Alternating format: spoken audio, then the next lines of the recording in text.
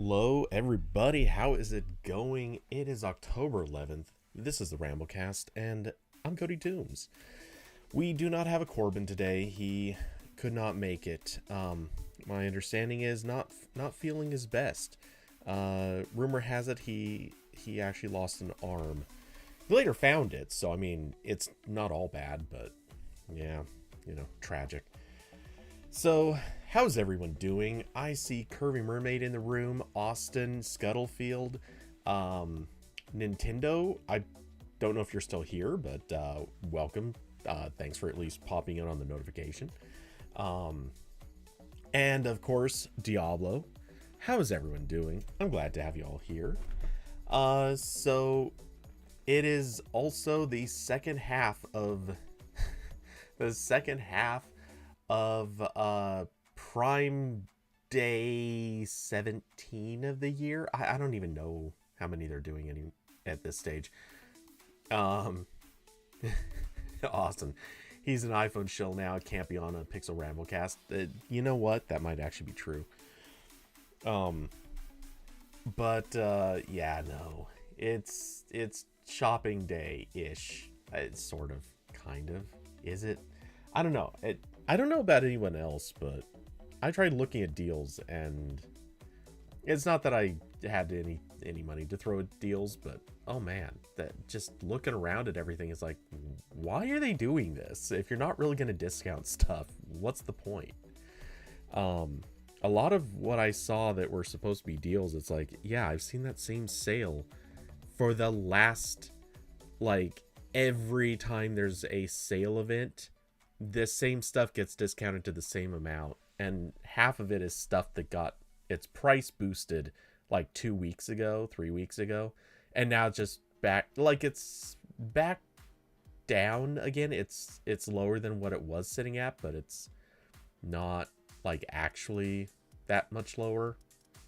It's kind of that thing where maybe you sit at $50 normally, and a couple weeks ago it goes up to like 55, 60, and then for the sale event it drops down to 45. So it's cheaper, yay, but is it? Like, it's not that much cheaper. Anyway, so yeah. I went looking through my Amazon wish list, or well, kind of like my shopping list, wish list, all that stuff, and I saw a whole lot of stuff that was like 9-10% off. And the expensive stuff is mostly, under 10% off, which means it's pretty much just their regular, like, default. It's a sale event. Let's mark all this stuff down to the quote unquote sale price. But yeah, I didn't see a single, like, really good deal in there, even on, like, cheap random stuff. Admittedly, I didn't go looking through the lightning deals or any of that stuff. I assume some of them are good. There have to be a few that are good, but most of it not so much.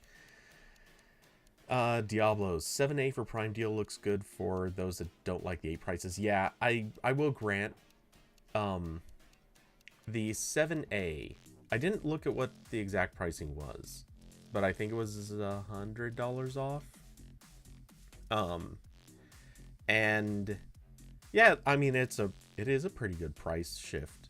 It is good, and I think I saw somewhere say that was the lowest that it had ever been or something. So yeah, I mean it's good. I wouldn't say it's super motivating though. But who knows? Maybe it is. Shrug. Shrug goes to host. Diablo, you haven't bought anything? Yeah. And that's the thing. Like, to some extent, like your next comment, they want to trick the unsuspecting. To some extent, I'm sure that works. There are a lot of people who don't realize that they can look up price history. There are a lot of people who never considered that a lot of these things are sort of, I don't want to say bait and switch, because they are the lowest prices a lot of these things are on sale for. Hello, Carson. How's it going? A lot of this stuff, it really is like the lowest price it's normally available at, short of going used or something like that. But it's not like killer deals. These are just these are the prices that you'd pay if you caught it during any sale time, usually. So, and by the way, the same is going to be true when Black Friday hits, which, reminder, that's 6 weeks away. Is it even 6? Sure, yeah, it's about 6 weeks. So anything you don't get to, well, during yesterday or today, you'll be able to get it in 6 weeks for the exact same prices, or possibly even less, maybe. Believe me, I think there's more incentive to just getting stuff today as opposed to waiting for 6 weeks, but you know, it is what it is. That being said, other stores are probably going to run better deals for Black Friday. That's one of the things I'm noticing is more and more often Amazon's competitors are getting more competitive for Black Friday. So it's kind of like Amazon may not be that good about it, but Adorama, B&H, Rakuten, if you are down with that, a few of the others. Yeah, there's a good reason to start looking to those if you feel so inclined. Let's see, Diablo. That thing is never just a Friday. Yeah. Yeah, well, Black Friday is now just it is basically just November. Almost everything is on sale days, if not weeks, ahead of Black Friday. Cyber Monday is like a completely meaningless term now. Honestly, like, even at least within AP, for the most part, we now internally just don't even really reference Cyber Monday as a different thing. Monday rolls around and the general commandment is, yeah, if there's still anything lurking around, or maybe something new will pop up, but for the most part, no one's working deals on Monday. A few people kind of do a little bit of rough cleanup, but that's it. Like, by Monday, there's nothing new to talk about. There's nothing new to get people's attention, and most people have already spent their money. Like, it is what it is. Carson, is that actually a correct pronunciation? Rakuten? Because if it is, they don't get to have it. It's Rakuten. I don't care what it's supposed to be. It's Rakuten.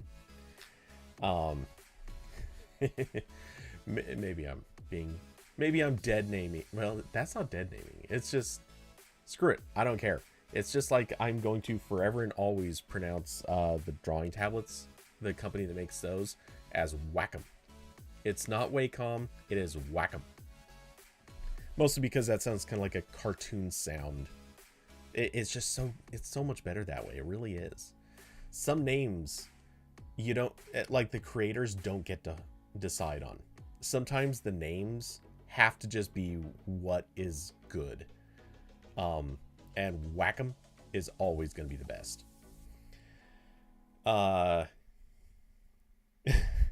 Ubisoft, yeah. Is there another pronunciation? I guess there's Ubisoft. I've heard that. Is there another pronunciation for Ubisoft? If it's Ubisoft, I'm gonna be so disappointed. Like, Ubisoft would be so wrong. Though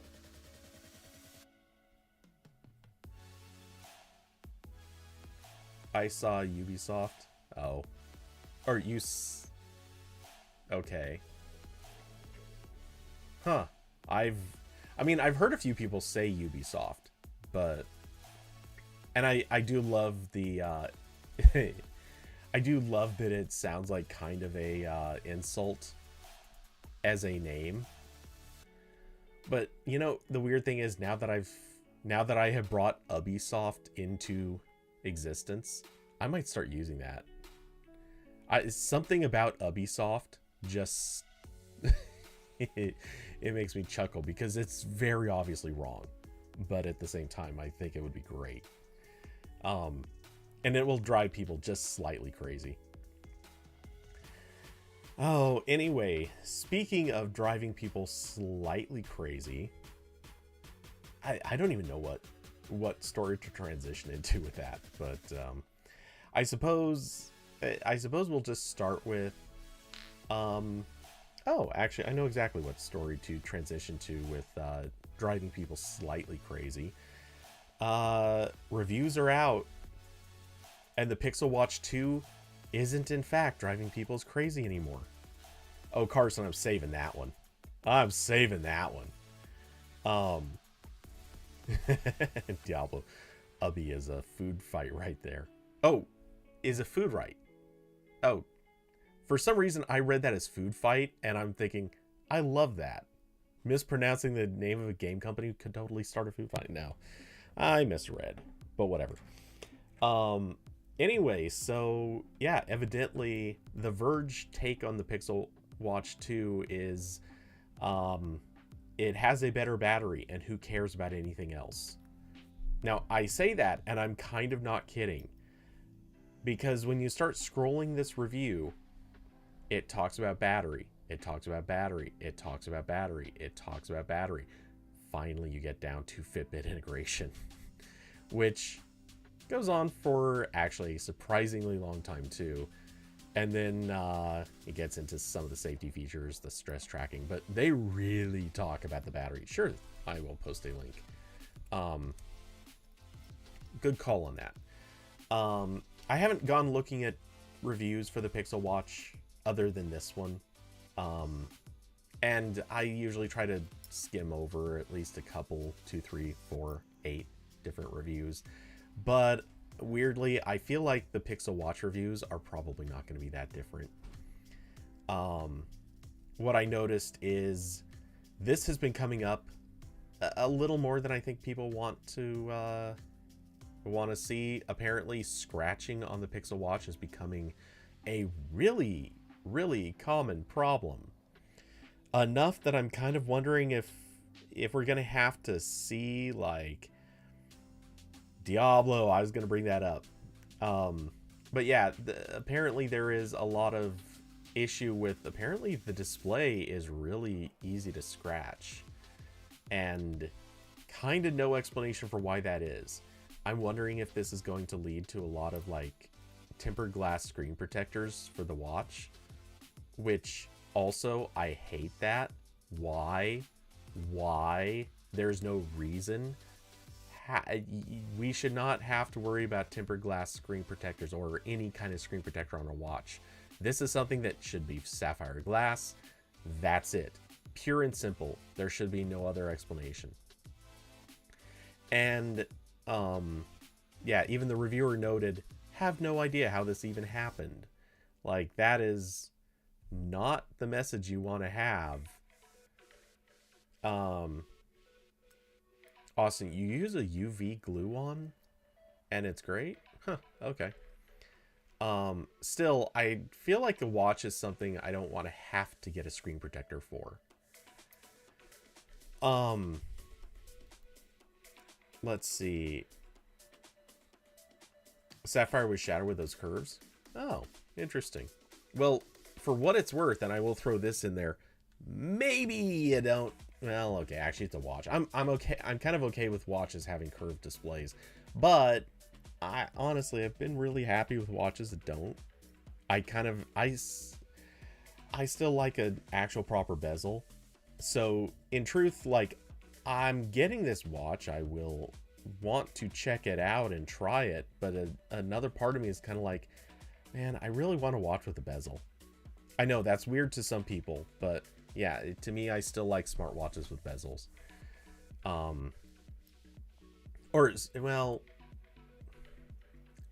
I don't know if it's even appropriate to call it a bezel per se, but I like a flat screen inset into metal. To me, that is a better look. But hey, each to their own. I'm certainly not judging. That's just what I like for myself. Man, I'm getting a lot of news pings this day. Anyway, going back through comments really quick. Diablo's saying, wonder how much the first gen will get nice things when it's updated. I am skeptical. It feels like Google is probably going to kind of try to make the first gen vanish.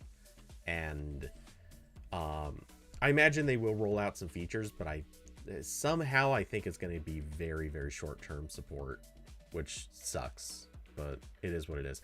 And for those that don't know, but it was discussed in Discord, the support term on the original Pixel Watch is just through 2005. Or sorry, 2025. Not 2005, though. That's what it's going to feel like. No, apparently they've decided to only offer updates on it through 2025. And I believe that was... Actually, now that I'm saying that, is that correct? Or was it 2024? I need to go back and double check that, I think.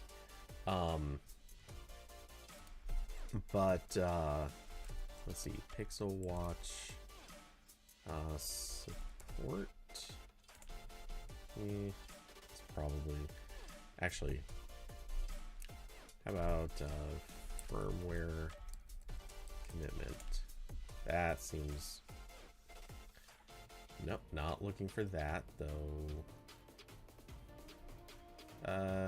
Of course, one of the big topics was how long the... How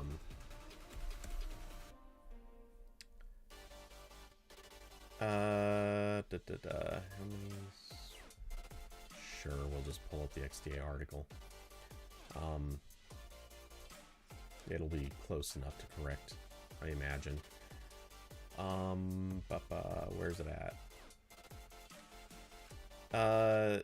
Okay, so Google is guaranteeing software updates for the Pixel Watch until October 2025. Which is not a great duration. It's not terrible. Here is the section of the article, and here's a link in chat to what I'm looking at. Careful, it is a Valnet site, so ad blockers on, folks. Protect yourself. Anyway, so the Pixel Watch being a very likely short-term update cycle is it is what it is. You know, I'm not happy about that, but at the same time, it's hard to get too... It's hard to decide what it should be. Especially because a lot of watches do not have like the greatest lifespans. So that leaves me a little skeptical and nervous about that too. Let's see. Also, Carson, you said you're surprised The Verge doesn't have video reviews yet of the phone or watch. Actually, that is surprising. I didn't even notice that, but yeah, they normally have video reviews in their written reviews. Maybe, I don't know. Oh, actually, I think I might have a reason for that. I can't say this with specificity, but I do remember the amount of time that AP had to review the phone, at least the phone, and I'm assuming the watch too, was not the longest. It was a pretty short term. I could imagine The Verge not wanting to do a video review with a really short run-up time, and if there was even the smallest bit of a delay, it would be a pretty good reason to back off on doing the video review until you've got a little bit more. That being said, also, a short time period to do a review really speaks to the kind of reviews that are written, especially about the watch. Frankly, if I read this whole review, or well, okay, admittedly, I kind of skimmed a couple sections of it because they stopped getting interesting real quick. But yeah, a lot of what was said about the watch really boils down to, you know, it's the same as last time, but they improved the specific things everyone complained about. It obviously still needs better repairability and stuff like that, but all in all, the review actually doesn't cover a lot of things. It's more that it discusses the specific things they wanted to focus on. And while it is a lot of words, it is a whole lot of words. And may I just say, as a writer at a website that has a word limit on reviews, yes, that's a real thing. Man, I wish I could write more words about certain things. It would make It would actually make reviewing easier if I could write longer things. Let's see. So Diablo, yeah. No one talked about OS support. I skimmed a few reviews for the phone for sure. And realistically, I wanted to skim more for the watch, but ran out of time. Because the review embargo only lifted a few hours ago too. But I have a sneaking suspicion hardly anyone's going to talk about the update promises for the phone versus the watch. And it is weird that the watch isn't going to get a longer support time, or at least it seems like it won't. Maybe it will. We don't know yet, but yeah, right now I'm not holding out a ton of hope.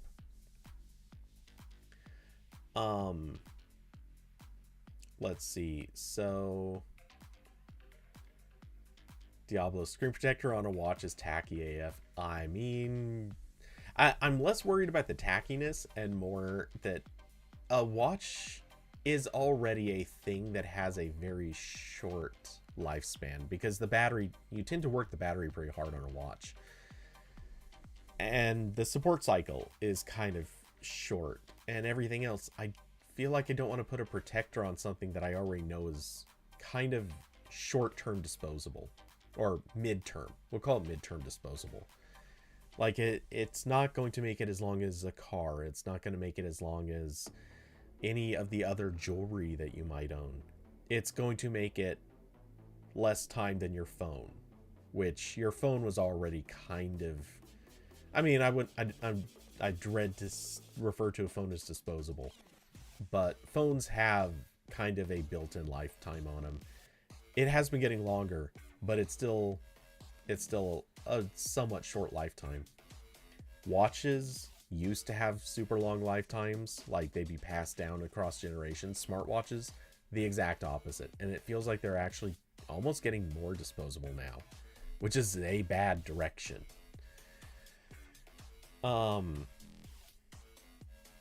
Let's see. So skimming down, Carson, maybe 1 year of preferred care might be worth it. That's actually probably not a bad idea. I don't know yet. Thing is, I'm hoping that that's not going to be an issue, but we'll see. Diablo, if scratches or breaks scare you, get replacement watch. Doesn't sound too bad. Yeah.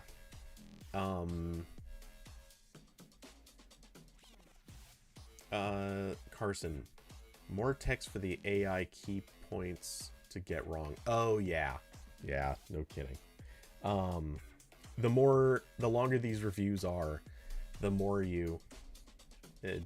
well, they're not on Verge articles, but the like key takeaways or the summaries, anything like that articles tend to have. Yeah, it's funny how those tend to be very wrong. Let's see. Okay, it wasn't on this review. It's going to be on the phone review. I did also notice something very funny about good and bad, but I'll get to it in the next one. Nevertheless, the watch, I mean, yay for the fact that the Pixel Watch 2 is apparently improved in basically every way, except possibly that scratching. So, you know, this is a good sign. It's definitely nice to see Google improving, and if I remember correctly, without raising the price. So that's a good direction. Let's see, Carson linking to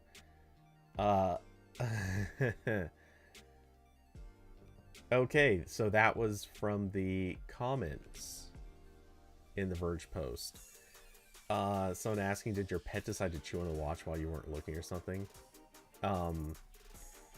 And reviewers saying, when I say I was utterly shocked to look down at my wrist and see those scratches, as soon as I noticed, I immediately contacted Google, gave them a full rundown of everything I did from bedtime when there were no scratches to when I noticed them 10 hours later, right after waking up, taking an hour to get ready.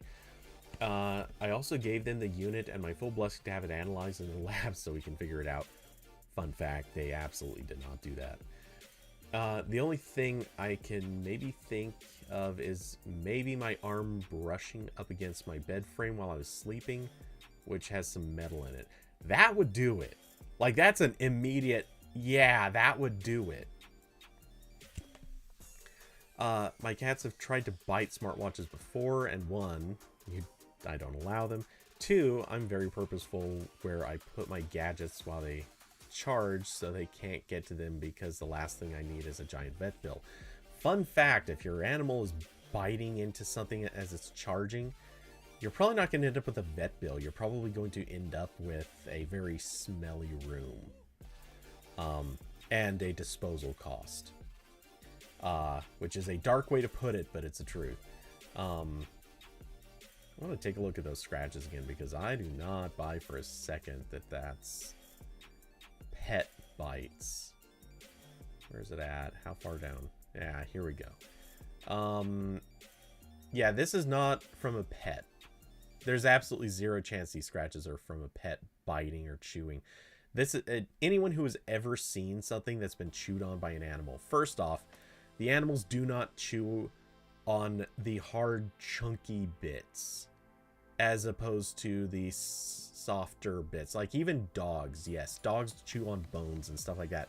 Those bones are actually not, like, they're hard in the sense that they're very dense, but they're not like surface hard. That's why dogs can like gnaw away at a bone and leave eventually a like chewed up, barely anything left piece of material. They would not be chewing on the glass for very long. They would give up on that and chew on the straps. So yeah, this is not, and dogs and cats and anything else, they do not leave straight lines like this. That is just completely unrealistic. They do not leave straight, perfect lines. So this is not an animal attack. This is the bed frame. Honestly, like the moment I read bed frame, it's like, yes, that's your reason right there. 100% it is the bed frame. Anyway, the comment goes on to say, supposedly if there are trace elements in the scratches that can clue me in, Google said they'd let me know. I want to know more than anyone so I can tell everyone and solve this mystery. I'm just gonna say Google is not going to do that. Google is going to analyze this about as much as if someone comes and robs your house and you're like, oh, I'm gonna call the police, they'll come and fingerprint stuff. No, they won't. The police will show up, they'll spend 10 minutes talking to you and asking what was stolen, then they're gone. They're not gonna fingerprint. They're not gonna like go around and take analysis of the shoes that came through. They won't even do this stuff for murders anymore. So get real. They're not gonna be, and I say get real, like I'm not trying to be harsh to the writer, but just being honest here, like you're not going to find out anything. Google is not going to report back to you with trace elements that they find in the watches, in the grooves of the scratches. They're not going to come back and tell you anything clear. They're just going to be like, oh, are you enjoying the replacement that we sent you? That's what you're going to get. That, or some random person is going to say, oh, yeah, what did you think it was? Oh, it's that. Yeah, that's what it was. You know, they're not gonna give you anything else. But anyway,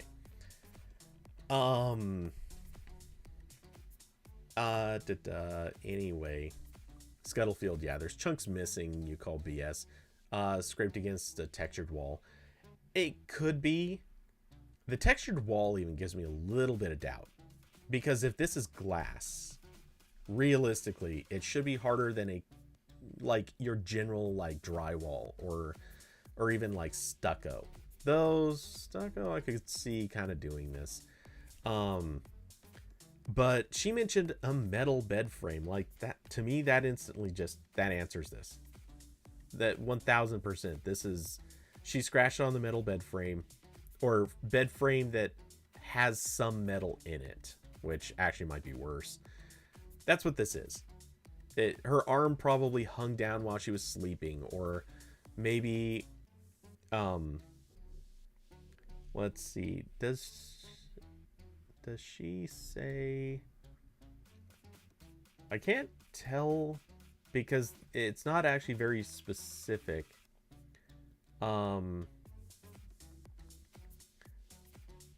It doesn't specify she wore the watch to bed. That's my takeaway. Like, you wouldn't mention the bed frame if you didn't wear the watch to bed. But I'm thinking that if she wore it to bed while she was sleeping, her arm probably hung down at some point and it scratched against the bed frame or the headboard or whatever it is that had some metal in it. And yeah, I think she probably scratched it up at that point. Because yes, there's a very obvious like chunk missing in the glass, which to me screams like you like whacked this thing at least a little bit. And that's a pretty harsh scratch. So yeah, I don't buy for a second that this is just casual roughness. This is something where you abused it.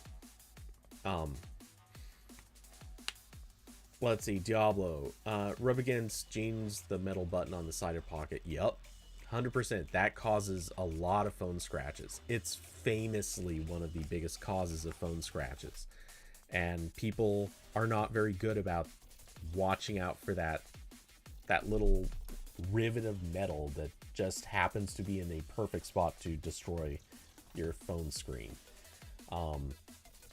And yeah, same sort of thing would happen here. Like, this is just obvious sign. It's funny because I've been going without screen protectors on my phones for years now. Many years. I don't have scratches, like any visible scratches. Even if I'm doing like the, perfect focus in weirdly close and shining light at all different angles. My Pixel 7 Pro, aside from, I could probably stand to wipe away some of the little bits of dust and whatever. Yeah, I don't see a single scratch, not even the little hairline scratches. This glass looks flawless. And granted, I don't go enough places or do enough things, but I drop this phone at least once a month. I set it on the side of a counter. It gets bumped. I toss it from one hand to the other all the time, and it falls. I certainly just throw it in my pocket randomly and pull it out all the time. And granted, it has fewer opportunities to hit like the metal button on your pants or something like that, but it still has all these opportunities, and it is perfect. So awesome. Those look like handcuff scratches. Kinky. But yeah, I'm sorry, but something's up here. And I mean, don't get me wrong, it's still a dangerous sign that it happened this easily, but I don't think that this is just a casual whoops, it just all of a sudden scratches appeared. I think that this is probably a sign of something worse. There is a narrow exceptional possibility here, though. I feel like it bears mentioning. If this has some sort of coating on it, and the coating is supposed to be really hard, there is a very narrow possibility that this has something to do with the coating getting scratched, and maybe something inside is oxidizing or doing something weird, and that's why the scratches look more prominent than they are, and why they would have shown up hours later as opposed to when it happened. I don't think that's the explanation. I don't. But I'm acknowledging it is a possibility. And it still would not explain the gap, that chunk that's missing just to the right of that little shoe print below your step count. Like, that chunk is damage. Like, that's actual damage, not just scratching of coatings or anything like that. And Austin knew, no, I do not have pocket sand. I mean, I used to carry around pocket sand. It was, people wondered why. Sometimes I wondered why, but I had it. But to be fair, that was also kind of before smartphone. Well, that was definitely before the smartphone days. So yeah, my days of carrying pocket sand are kind of over. And at this moment, it's actually funny because I'm thinking back and they're actually this, as much as it sounds like I'm making a joke, this is actually kind of true. I used to go play sand volleyball religiously. During my summers during my summers while I was in college, like during summer breaks, whenever I could, I would go out to the sand volleyball courts and I would legitimately, no exaggeration here, I would spend like 8 to 10 hours out there sometimes playing sand volleyball. It was probably really even dangerous for the skin, but you know, things didn't used to be as bad then. It wasn't as insane to spend time out in the sun back then. Anyway, yeah. But yeah, I used to very legitimately have to make a point of bringing like a second pair of shorts just so I would not have tons of so I wouldn't have sand getting into everything between when I played and when I was leaving the court. Anyway, Carson wants to go caseless for the Pixel 8. Ballsy, bro. I'm not doing it. Also because I genuinely actually like having a case, so it fits the hand better for me.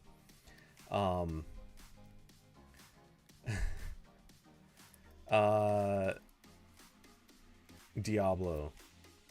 Matt gives you hope it won't be slippery. Okay, well, let's change topics then. Let's actually make this about the phone. Reviews are in, and I don't know if you've read it, but quote, on the back panel, Google switched out the Pixel 8 Pro's glossy back glass for a matte finish this time around, and it looks spiffy with the new baby blue color option. It's a very smooth matte, and it actually makes the phone a little more slippery in your hand than smooth glass, since you don't get the same grip against your fingertips. Sorry. It is actually the opposite. They made it slipperier.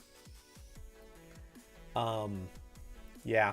I when I read that, I just kind of had to laugh, because I know some other podcasters who they've complained relentlessly about how slippery phones are, and in particular, one of them was very adamant about preferring glass for that exact reason, because it does not make it as slippery.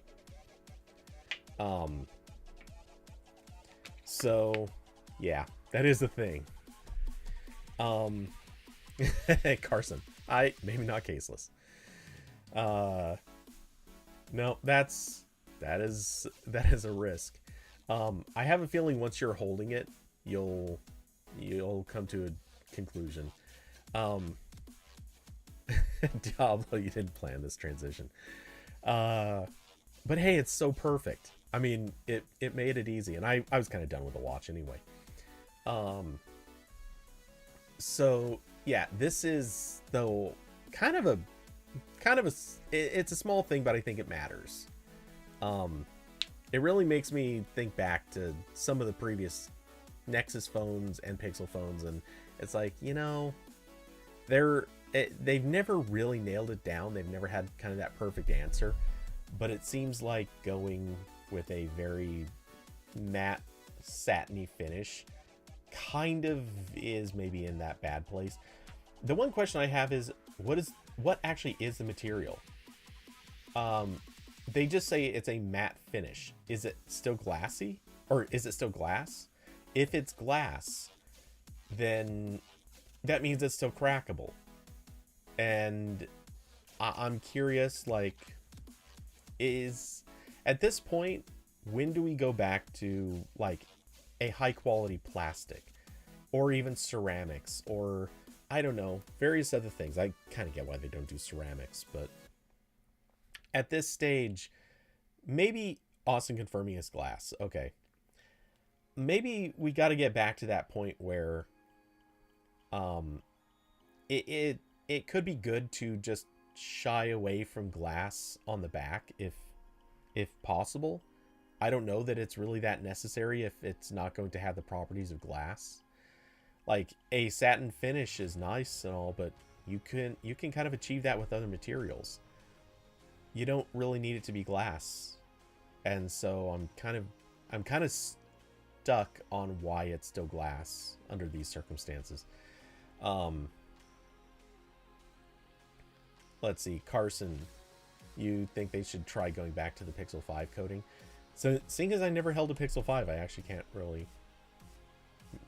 comment on that, but yeah, it's not that I have anything against the feel of the glass. I like that it's got that tacky quality when you hold it in your hand. It's good to grip, but I'm putting it in a case anyway, so I don't care.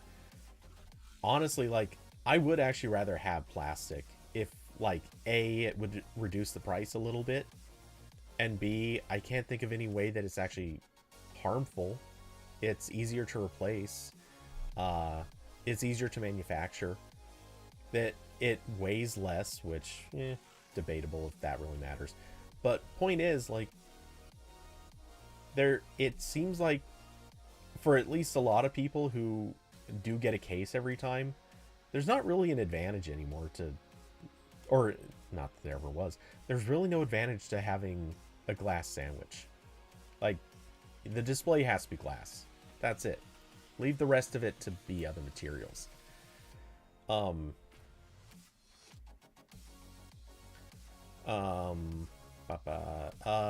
Diablo, the back of the Pixel tablet is not too bad. That makes it sound like it's still bad. Kirby, they want you to break it, Cody. More money for them and their profit margins. I mean, I don't buy that as much as a lot of people do. I don't think they care if you break it, is kind of the difference. I think there are designers out there who are really enthused with glass. They are fans of glass for its various properties. And they want to make something that is pretty and sexy and all that stuff. And I get that. I really do.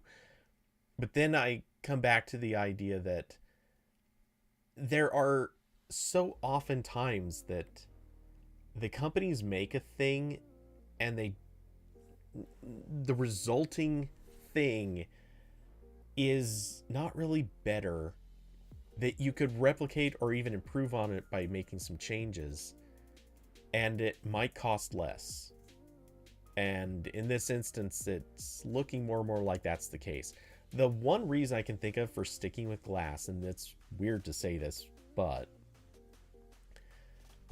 as opposed at least to going with plastic, basically, and God, I hate that I'm going to say this, but it's so that they can not lose in a jerry-rig everything torture test.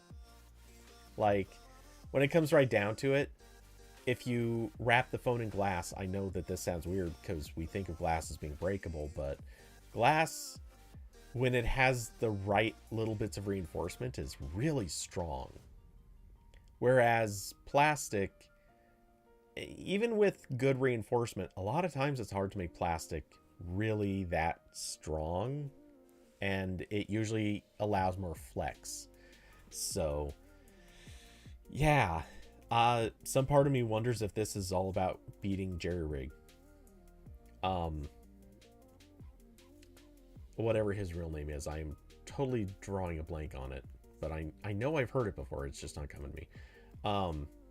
But yeah, that starting to think that might be the reason why some of the premium things stick with glass. Anyway, so I noticed another thing with the Verge review. Well, actually, I noticed a few things. It's weird because it feels like I'm talking more about the review than what the review is talking about. But one thing, just to quickly call it out, and I'll come back to this more, but under their list of the good, they have useful if troubling AI photo editing tools. This has become the narrative since Google made its announcement. Basically a big long stream of people saying, oh, it's really scary. It's scary. Oh my god, everyone's going to be editing photos and putting things in places to make it look like bad stuff happened. Okay, yeah, that's never happened before. There weren't news reports 20 years ago about how people were photoshopping images into things, that people were making like putting one person's head on another person's body and stuff like, oh no, scare pearl clutch and stuff. Come on, people. Nothing, literally nothing Google is doing here was not already possible. I'm not saying it was as easy. It's easier now. That is a fact. I do not dispute that. It is way easier than it used to be. But this is not the thing to be scared of. Just because you're editing some things to be in different places, or to be able to swap in faces and stuff like that. This is BS. This is not the thing we need to worry about. The thing we need to worry about is when video deepfakes are being done. The thing to worry about is when you're able to very convincingly produce perfect object removal, and I mean truly convincingly. We're talking things like removing gates, fencing and stuff like that, which, by the way, anybody notice that that's still not we still don't really have that. We've got everything else, but man, getting rid of a chain link fence is still like the world's hardest challenge. Austin, the Verge went full fake outrage. Yeah, they absolutely did. But yeah, anyway, so kind of feel like that's sketch to complain about it in that way. And by the way, they put the exact same comment on both the Pixel 8 and Pixel 8 Pro. They did hype up the 7 years of OS upgrades, which, I mean, that is relevant, but a part of me doesn't feel like that should be so much a review of the individual phones, because presumably it will become a standard for phones going forward. Well, the full Pixel phones. I'm assuming it's also going to apply to the A series. Technically, we'll see, but yeah. Let's see what else. Okay, so and when I read through this, and I didn't get to hit all of it, but what I picked up is that The Verge, and this seems to be also what I commented about with MKBHD's review, and I saw the same thing in a lot of other reviews. They're very much just picking the handful of things that they really want to talk about and kind of leaving the rest of it to the side. I can't say I blame any reviewer for that, but it felt like they weren't interested in talking over everything about the phone. Like, I didn't see anything about build quality. Not that that's really much of an issue these days. And in a way, this is also a good thing. If they're spending all their time talking about only the things that are really new in this phone, it's a sign that the Pixel 8 is pretty much unilaterally a upgrade to previous models. They didn't really regress or lose anything significant. They just added and improved, which is great. Let's see. They're calling out the temperature sensor, which and the Reddit theory that basically said that it was probably something that they came up with during COVID times, and then when people stopped caring about COVID, they were still like, yeah, we already designed it into the phone. Who cares? Let's leave it. I'm genuinely curious if the temperature sensor is going to... Oh god, I just had another bad idea. I had another bad idea for the temperature sensor. Somebody should start a TikTok channel or YouTube Shorts channel. I don't think I can do this. Where they literally just do a bunch of things where they're goofy and go around taking measure, like just one per video. Go to random things and measure the temperature just for the hell of it. Like, go to a water fountain and measure the temperature of the water. In another video, go outside on a hot day and just measure the temperature of the sidewalk. Just do a bunch of these stupid things. It's completely ridiculous. I don't even know why I'm suggesting that this could be a thing, but at the same time, weirdly, if you make it all about, like, this is the Pixel 8 temperature sensor on tour, like, it's the misadventures of the Pixel 8 thermometer, somehow weirdly I could totally see that being a thing. It would catch on for the worst possible ways. Let's see. Anyway,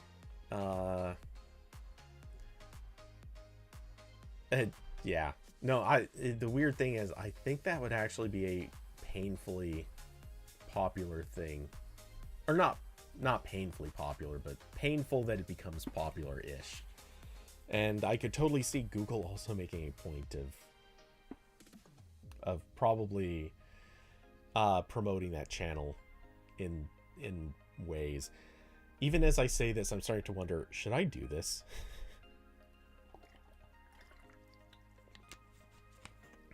At least I could claim it's a test. Not like a test of the phone, but a test of how would Google actually respond to something like this. Today on Thermometer Wee, the pool is... I like that. That actually could be a thing. Oh yeah, totally. It would do well on YouTube Shorts, just because they would very quietly promote it. God, I hate that I've suggested this, because now I think I'm actually gonna go do it just to be stupid.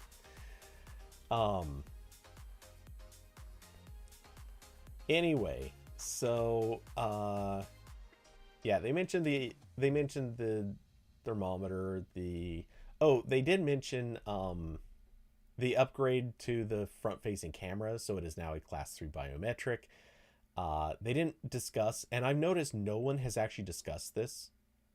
How did it achieve being a Class 3 biometric? Why? What did they change? What did they improve? Hey, Cosmo, how's it going? So there has been, so far, to my knowledge, no discussion at all about how or what they've done to the camera to make it somehow more secure and more reliable than previously. Yeah, Carson, that's the thing. Everyone just kind of chalks it up to software magic, and no one's actually saying anything about what changed. Now, don't get me wrong. I don't doubt for a second they're probably going to end up, like, publishing a white paper, or at least like a Google blog post somewhere, basically saying, oh yeah, well, here's what we did. And they'll gloss over it, and that's okay. I don't think they need to get super detailed, but it's just weird that they hyped it up kind of a lot. They've been mentioning it in a lot of places, and reviewers are now talking about it a lot, even though I think half the reviewers do not care. But I'm pretty sure that this was in the reviewers, like, oh, what are they called? I'm so blanking on the term. The reviewer guide. Should have been easier for me. But I think the reviewer guide even mentions this and makes a point of telling people, hey, here's a thing you might want to mention.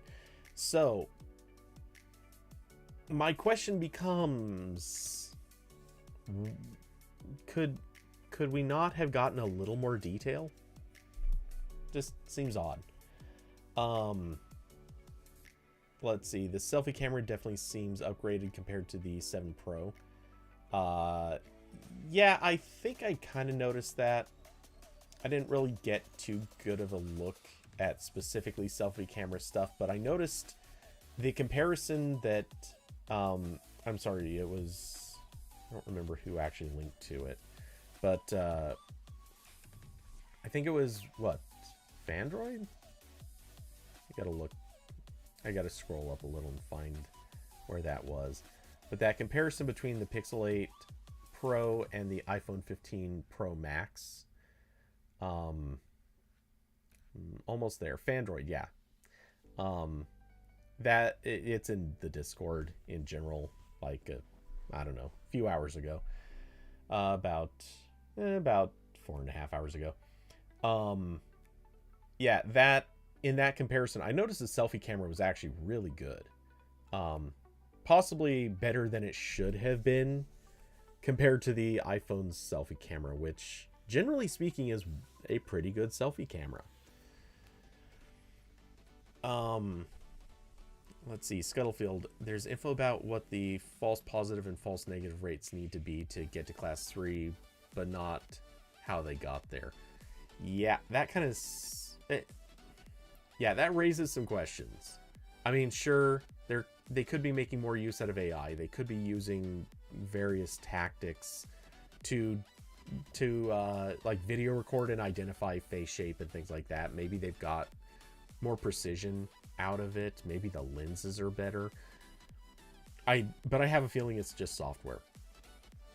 And how they achieve this leaves me questioning. And yeah, anything from ESP to AI, I'm sure is kind of their explanation.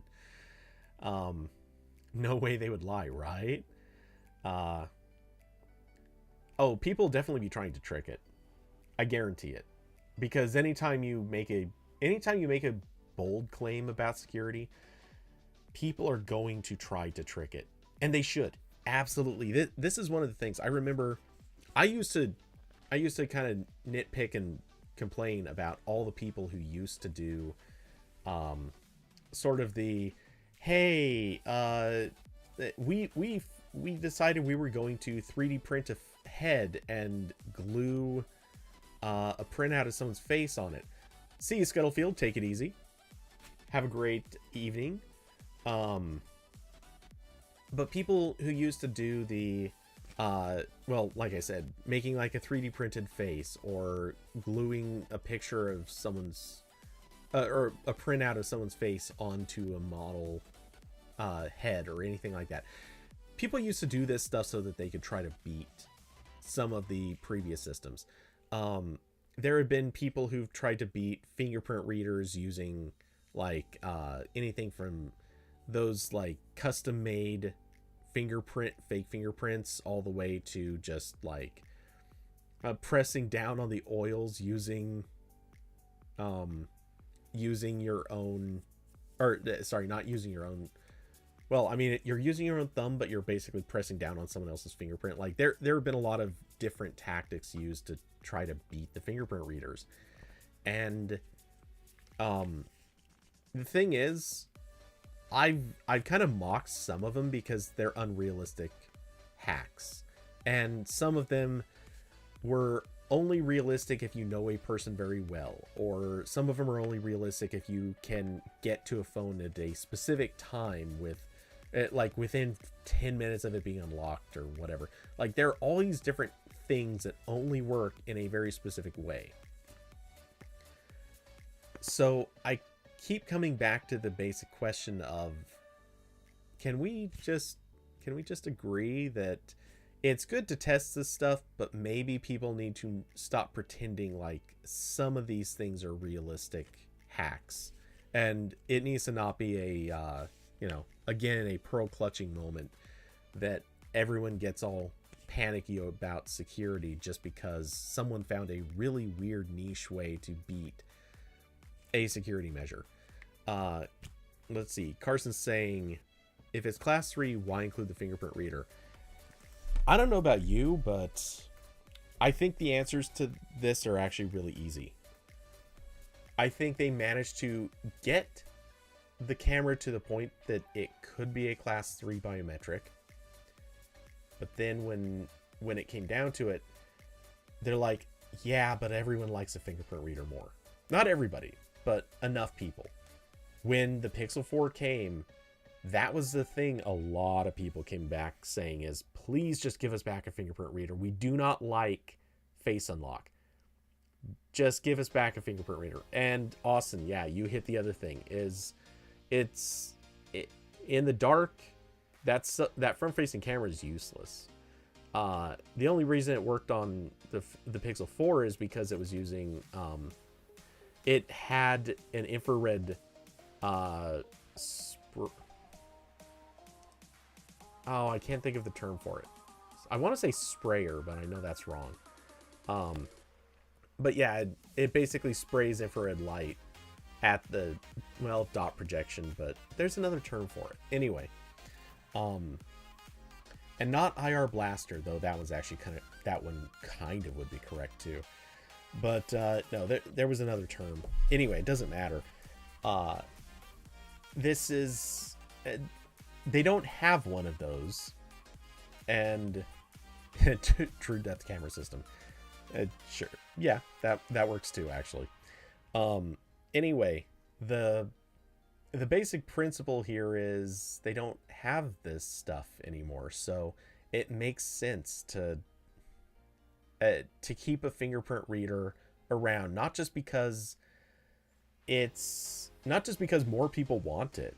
Like, obviously more people prefer having a fingerprint reader, and that much was really borne out in comments and opinions and reviews. A lot of people did not like using face unlock if they could avoid it, but a lot of people really happy with having a fingerprint reader.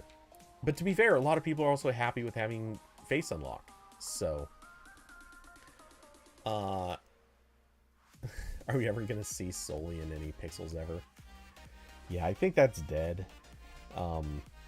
Possibly dead. I don't know. I'm not sure that they're putting it in any new products, even non-phones. Let's see. Oh, you missed the IR camera, and you were using a third-party app that could access it. Interesting. But yeah, nevertheless, I think we're in that position where this hopefully is going to become standard. Like, give us both. And for what it's worth, I know a lot of people won't necessarily agree with me on this. I actually would really love to see them do like an option to boost security even more. Let's say for banking apps or even the PayPal app, anything like that. You know what I want to see? Give apps the ability to say, oh, let's boost the security level even higher. So you need to enter, let's say, a password, fingerprint, and face unlock. I know that's probably not going to happen, but let's see it happen. For some people, that would be great. Let's see it. I want to see this happen. Carson, temperature sensor probably won't make it to the Pixel 9. You know what? If I were a betting man, and I've thought this myself, if I were a betting man, I would say we will not even see any software upgrades. Like, they might get their FDA approval for using it as a thermometer on people, but if aside from that, which who cares? That's not really making a big difference. Aside from that, I don't think we are ever going to see anything else happen with the thermometer.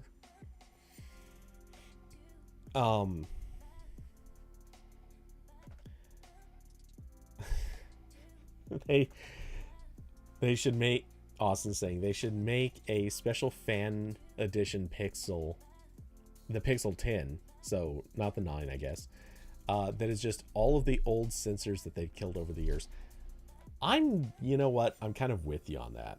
That would actually be awesome. Let's see. The side pressure sensor. Yeah, that actually, I did not like that at all. The IR camera, solely the temperature sensor. I'm going to throw in just for laughs. Don't forget that they also need to have 2 cameras on either side. I know that technically was never in a Pixel phone, but that was for their original depth mapping technology. Let's have that. Let's see a return of those. I am totally blanking on what it was called, but I'm sure you know. Yeah, bring back the dual cameras that were identical for that purpose. Anyway, yeah. So, what else did they do? The Verge, of course, talking about the cameras. And from what I saw The Verge's review, and I did kind of have to skim over it a little bit to get through all this, but a whole lot of it was kind of the same thing that MKBHD did. They did spend a little more time talking about the actual hardware, which is good. But then they kind of blew past that and really wanted to talk more about the manual exposure controls, which great. That I'm happy to see those.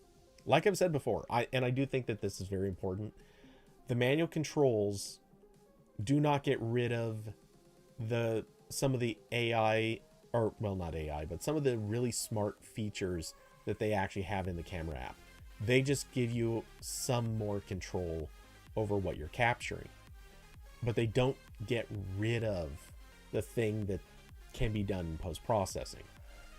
That's where this is different from using a third-party camera app. You used to have to go out to a third-party camera app, and the moment that you did, you were losing all of that post-processing pipeline that happens and improves your photos. So in order to have manual controls, you basically had to give up on a lot of quality.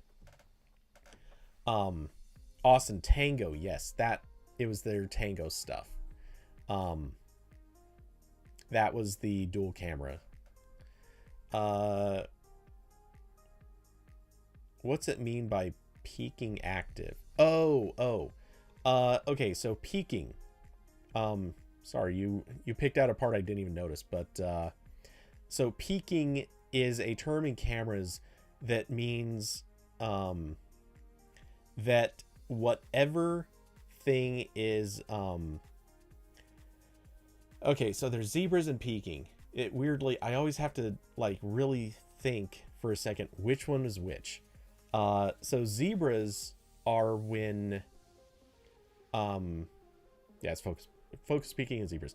Okay, so zebras happen when you have sections of a photo that are either so bright that they're blown out or so dark that you've lost all detail. Peaking is the other mode where it's called focus peaking. That's actually the more descriptive term. Focus peaking is when the outline or shape of a thing is highlighted to show you what stuff is in focus. If you watch, actually maybe I probably haven't shown this in any of the sample footage that I've done.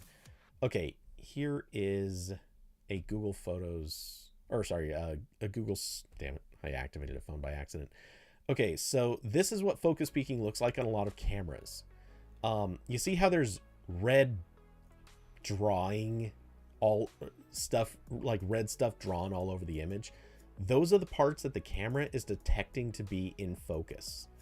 Which is kind of funny because you look at this and it's like, wait a second, are you sure? Because there's stuff in the foreground that it thinks is in focus. There's stuff pretty far away it thinks are in focus.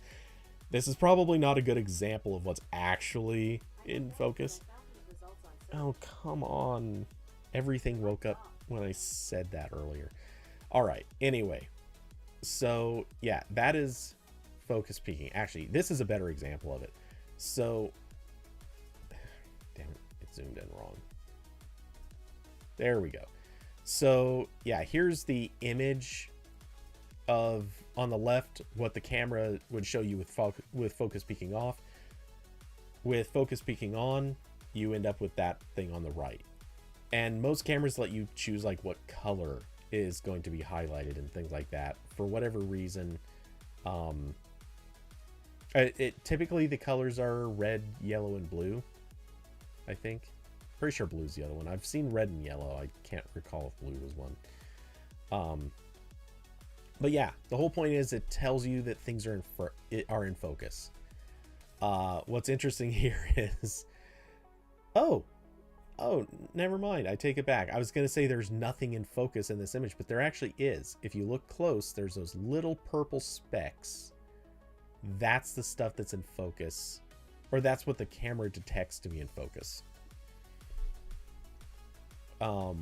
Which, that's interesting. It's actually kind of surprising that that's all it's picking up to be in focus. I would have expected more, because I mean, you can see very plainly that there is some other stuff there that should be showing up, but oh well. Hey David, how's it going?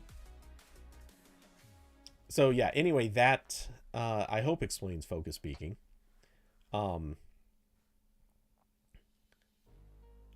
You wish they'd showed with more shots than just macro? Yeah, that would have been nice. That said, which to be fair, they do. I mean, they do have other photo examples here, but yeah, they really focus more on the AI stuff, and I don't.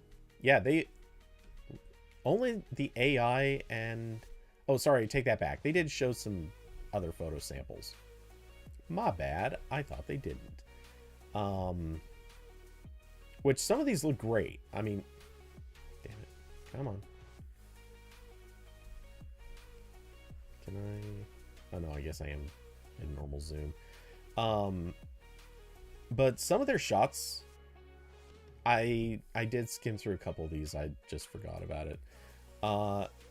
Some of these look really nice. This one's a little bit very cell phone like, but hey, it's not bad. This looks, I would argue this looks pretty fantastic.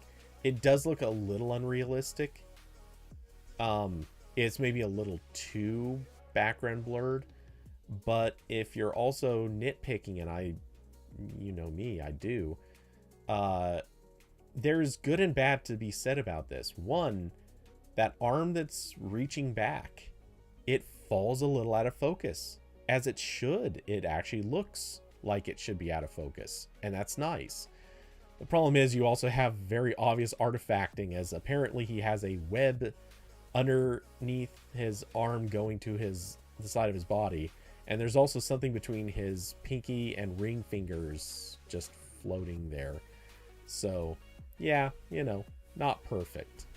Oh, and actually underneath this arm there's all kinds of weird artifacting. So yeah, the edge detection is still, it still leaves a lot to be desired. Funny enough though, it almost perfectly nailed it around the hair. The hardest part to get right, and it looks pretty good. But right around the arms, it looks like trash.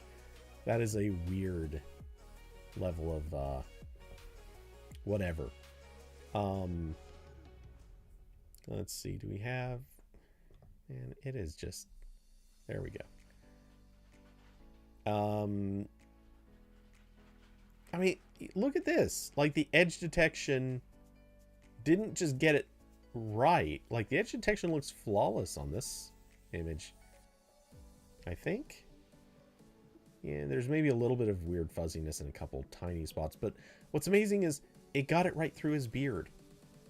You can see through this dude's beard, and it looks out of focus back behind that. But it got the beard in focus. Like, it looks like it maybe erased a little bit of the beard here and there, but that's freaking perfect. No one can see this unless they are really pixel peeping it. That is insane. It should not be as good as it is. Oops. So yeah, the camera is really good. What disappoints me, and I don't know how many times I can harp on this, but when are we gonna get video samples in the review? Can we get that? Like, where is that, Verge? You, if anyone, are capable of doing this.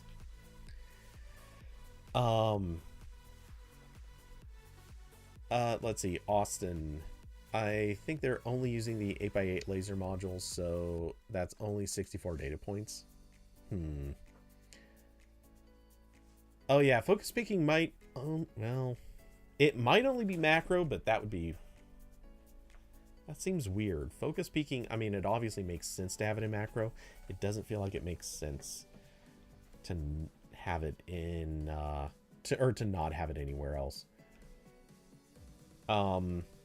Oh, Austin with a link to DP review. Okay, I will hit that next. I'll throw that in the tab group and have it open.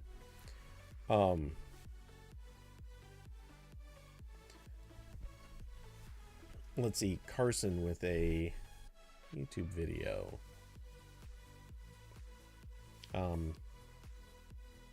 So let's see. I need to mute that. Actually, wait, maybe I need to hear this.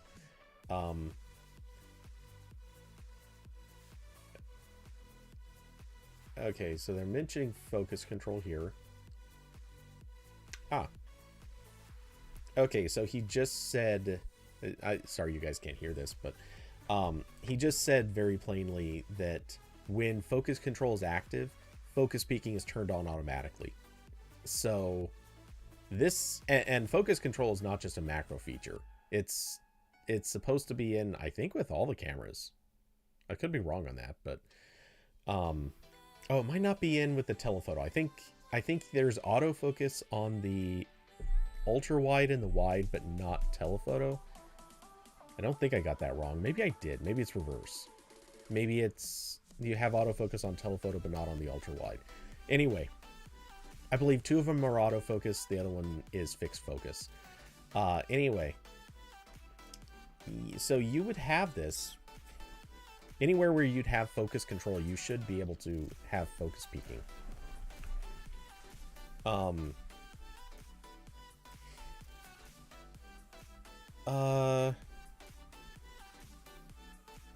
Carson can't find other examples.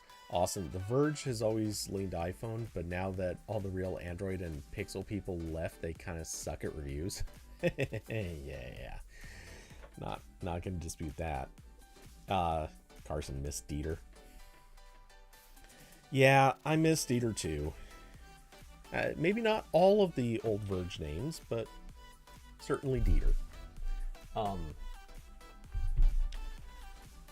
Let's see. What else? So they did talk more about the cameras. I'm not gonna sit on those too much, mostly because I kind of want to talk about that separately at some point.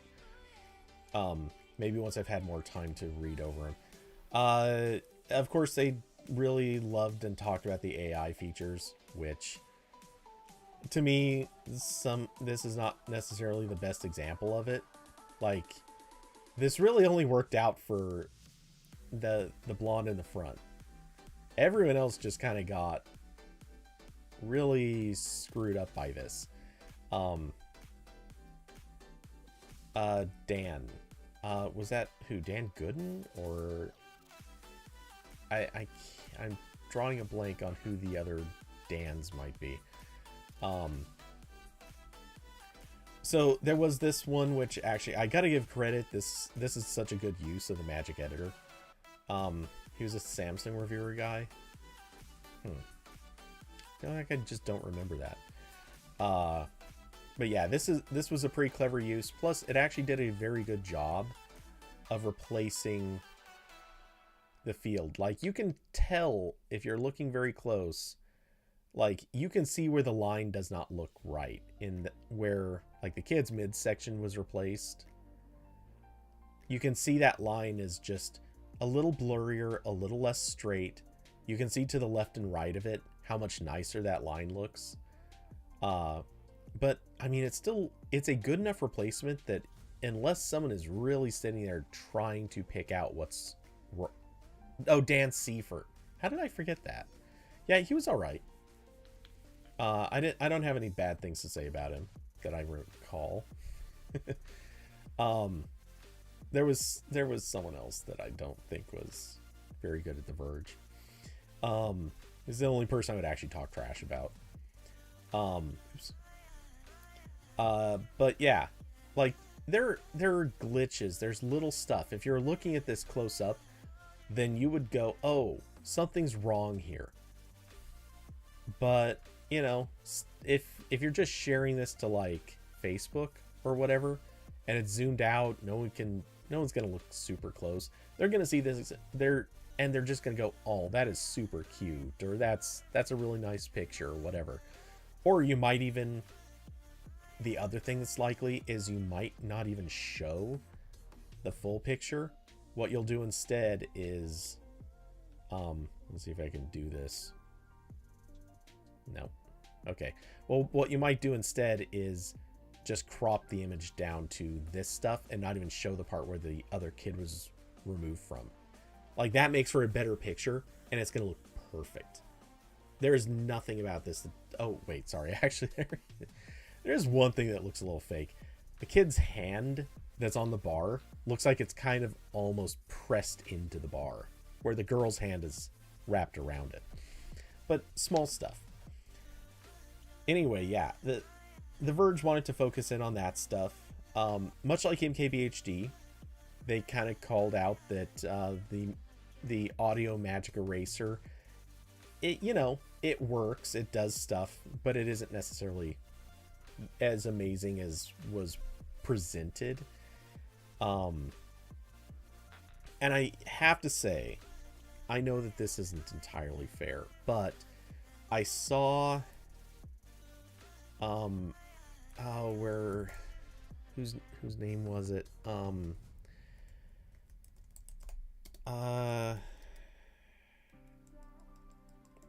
my god, why can't I think of that guy's name? Oh, Mr. Alex Tech. Well, I'll just be able to find it with this search. He posted a video that was ridiculous in terms of what DaVinci Resolve can now do. Oh, where is it? Oh, this is gonna annoy me. I guess I'll just have to look at his channel. But he posted a video with a ton of noise and then processed it using DaVinci Resolve.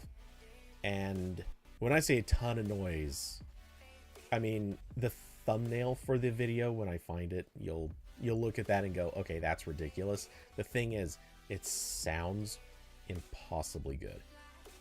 I wonder if he changed the thumbnail. I'll be so mad if he changed the thumbnail, because that's what I'm looking for right now.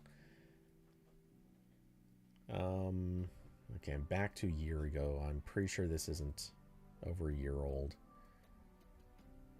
Okay, how about if I search for the word audio? Nope. Damn it. Where was it? Okay, anyway, just to explain. Oh, wait, is it this one? He may have changed his title. Ah, okay. I'm sure this is the right video. Okay, I'll post a link to it.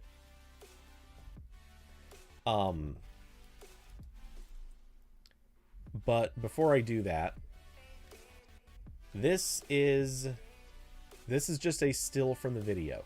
As you can see, it says voice isolation off. Here's a link to the video. All you have to do is you can listen to this for just a few seconds and you'll immediately understand why I'm referencing this. But he's got loud music playing. He turns on a drill, turns on what is, I believe, a leaf blower or hair dryer, and then turns on voice isolation. And you can't hear that other stuff at all. It's all still going, but you can't hear it even a little bit, and it sounds flawless. Google needs to somehow license whatever it was that DaVinci Resolve has done, because it's worth it.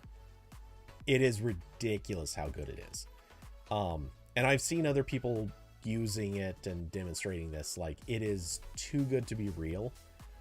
And it obviously, like what we're seeing from Google's Magic Audio Eraser, it is just not on the same level.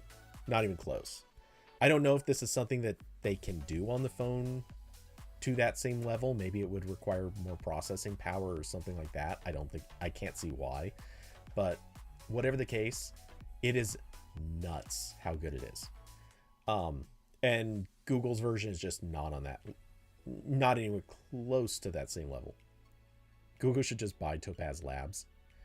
I don't really know Topaz Labs well enough to know what necessarily that equates to, but yeah, I'm just gonna go with yes. That's probably true. Man,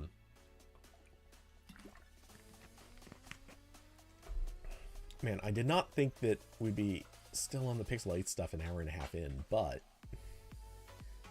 let's see.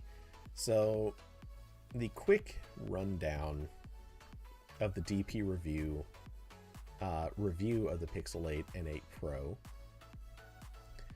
I'm sure they're going to talk about other stuff. I kind of don't want to get too deep down on their conversation of the other things. One thing everyone is calling out, and I do agree, the Pro control should not be Pixel 8 Pro only. That is kind of crappy. They really should have just made that stuff part of the Pixel 8 in general, because it's something everyone knows is possible. It's weird that it isn't part of the regular 8. The stuff about high-res images, I get that. Somewhat. Like, it's a little crummy, but yeah, fine. Some of the other Pro features, they definitely could offer. They're choosing not to. Fine. But the Pro controls, that's the lowest bar. It's really, really the lowest bar. Let's see. They discuss a lot of the AI features, as everyone does. Which, yeah. Oh, man, it missed that dude's shadow. Though, to be fair, you could probably draw over that and fix it.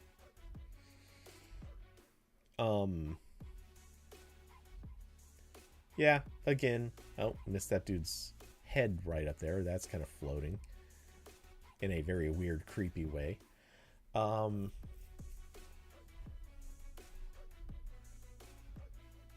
Wow, they picked all the images that are, like, bad. That's... Did they do that on purpose? Is this, like... Did they really intend for this to be a thing where, like, they were showing the bad examples? I don't get this, because these are not... Each of these has, like, very obvious flaws. You could have, like...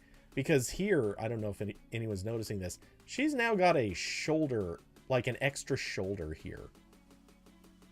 And it's just very visibly, like, goofed with. This looks awful.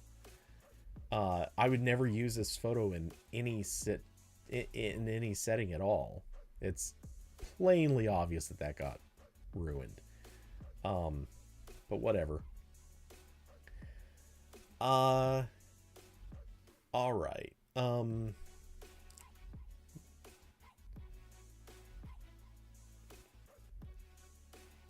Okay, sorry, just quickly reading back over comments. Diablo, we have more to talk about them than the video reviewers. Yeah. So, yeah, I want to do my own. I don't know where I'll find time, but I want to do my own. Diablo, I'm sure Google intended this feature for group photo. Everyone is, when everyone's looking at the camera. Oh yeah, 100%. And that's obviously kind of the goal here. The Verge actually showed what that was like, and it still didn't exactly turn out great, but it turned out better. This just demonstrates, like, you know, this isn't the best shot of her, but I get it. It seems like if you took a batch of photos, you'd have something better to end up with than this, though, because it's just very obviously wrong, and it looks wrong. And if you do enough of these, you're always going to find a few that turn out poorly. This one seems like it shouldn't have been one that turned out poorly, or they shouldn't have used it if it turned out poorly, because most people just throw that one away and use something different.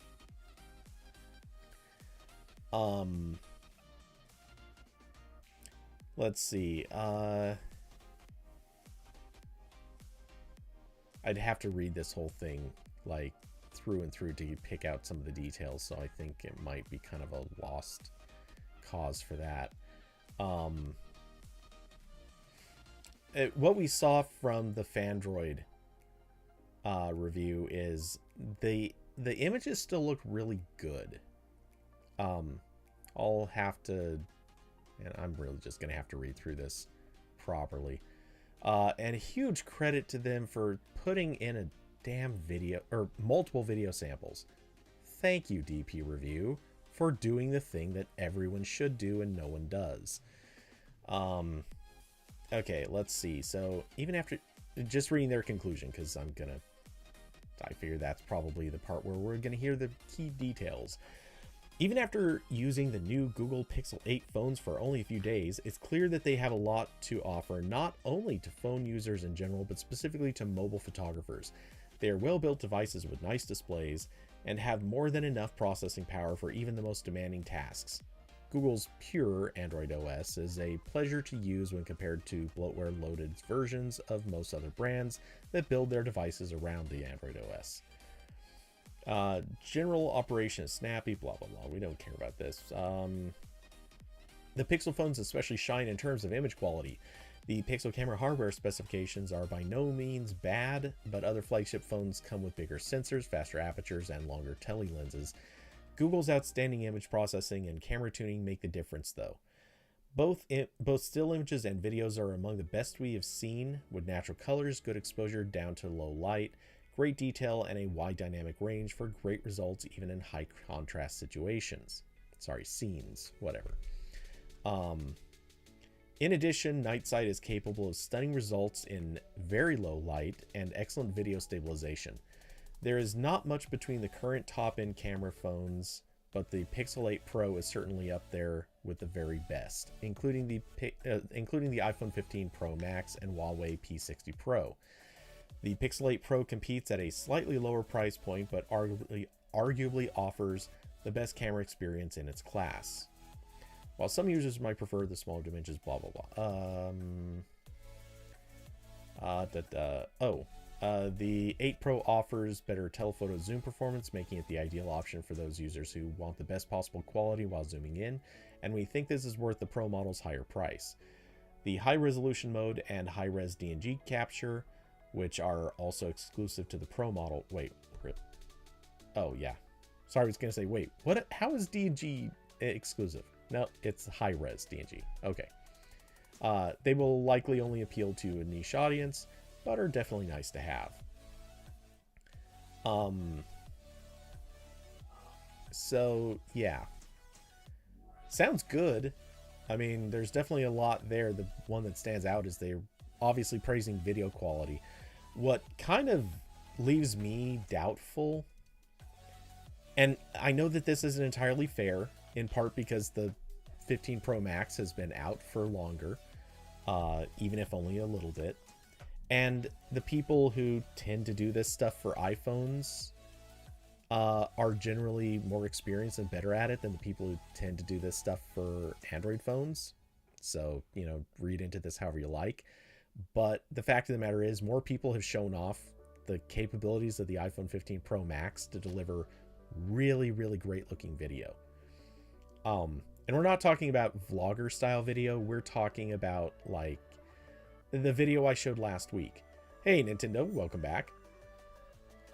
The video from last week really showed off like how pretty can you make a video out of an iPhone 15 Pro Max.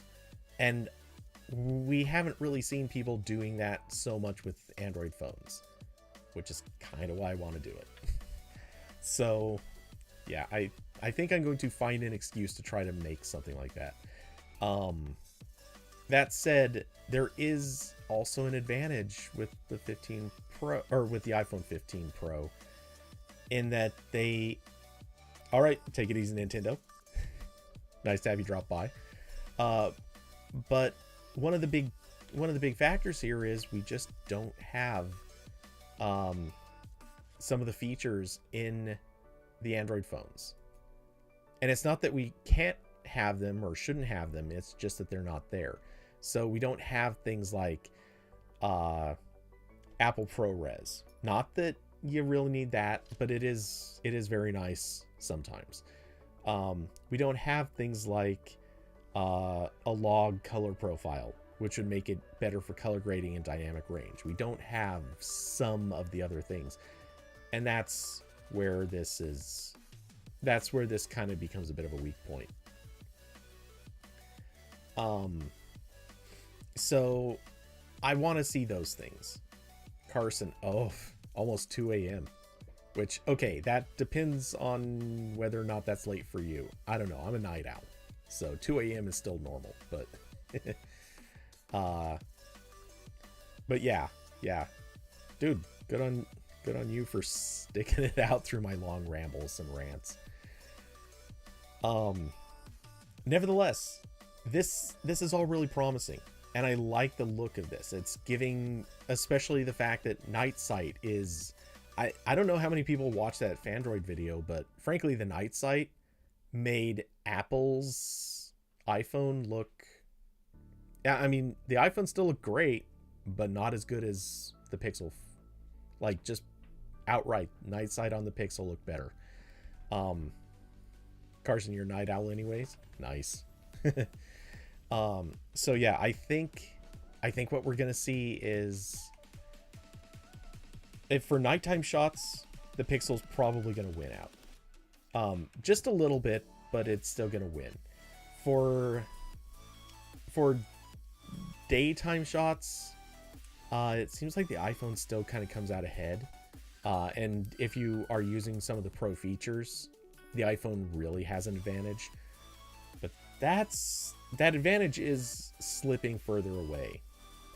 And if Google can really ramp it up in the next year or two, even like a good progressive adding of pro features, honestly, like, we could be having that same conversation we had years ago when all of a sudden the Pixel phone rocketed past the iPhone and everyone's like, whoa, wait a second.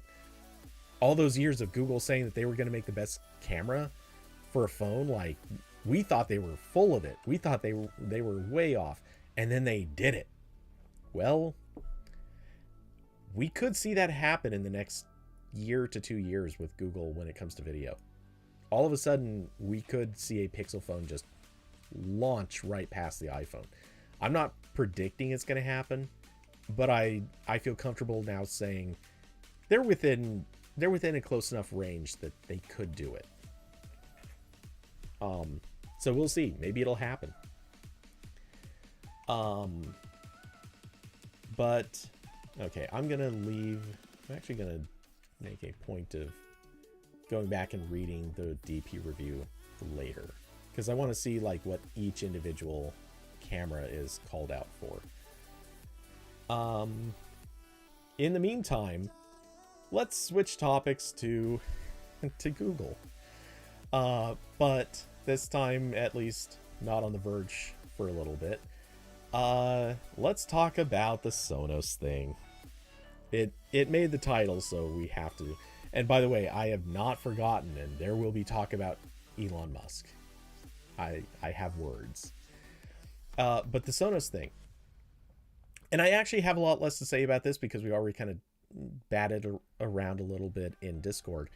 But for those who didn't hear the quick recap on this, Carson, yes, couldn't agree more.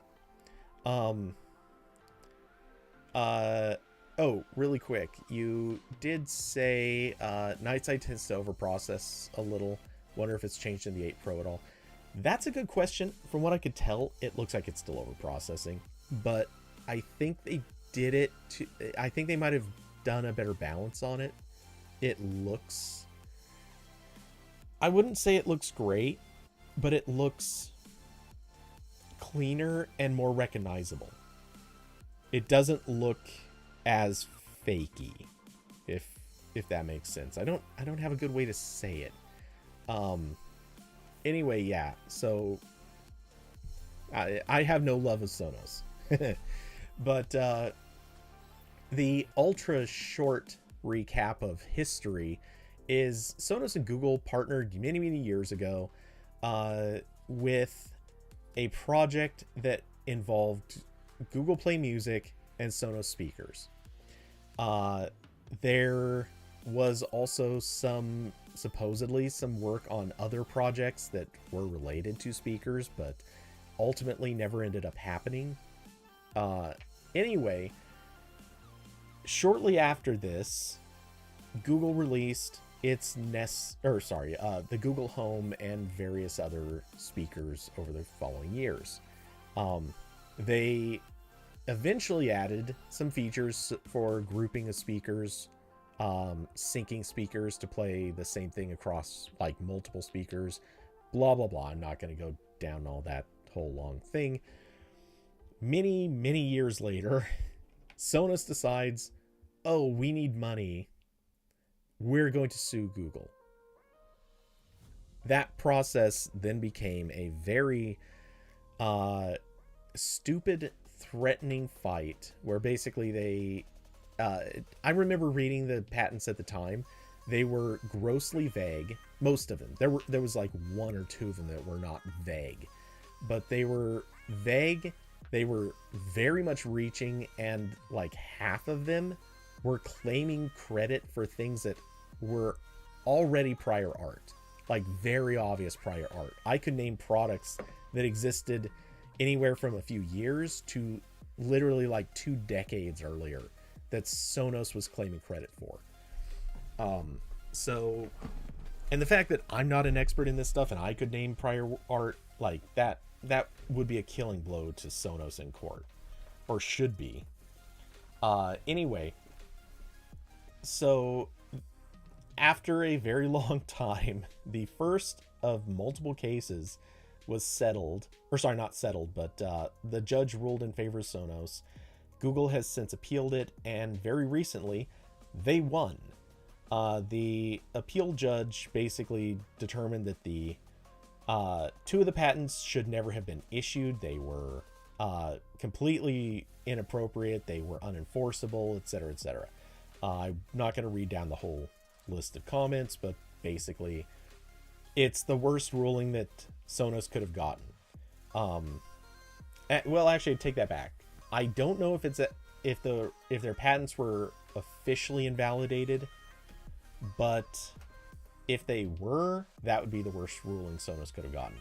If the patents have just simply been deemed unenforceable, at least in this case, then maybe they still technically exist, but it's debatable.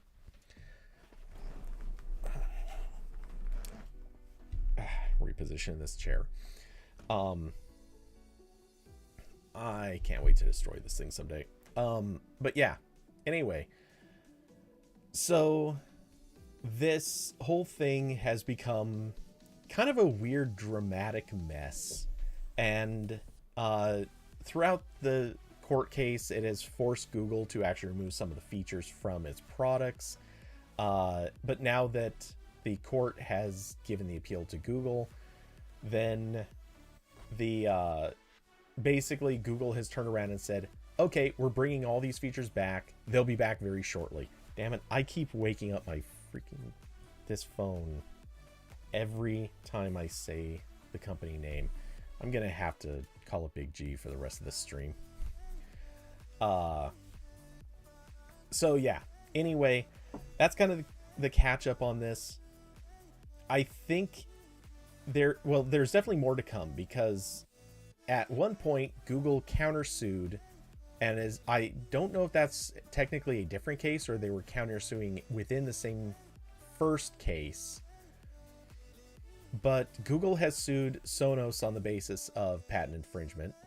And if you read through the patents that they're suing on, they're a little bit loose, but they frankly, they do read as more credible. Sonos has also filed a second lawsuit. This is, again, way back in time.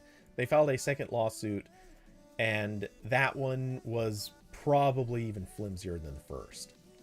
Maybe not. There was, I think, one patent out of that one that looked like it might have stood some ground, but regardless, I think this is probably going to go very badly for Sonos.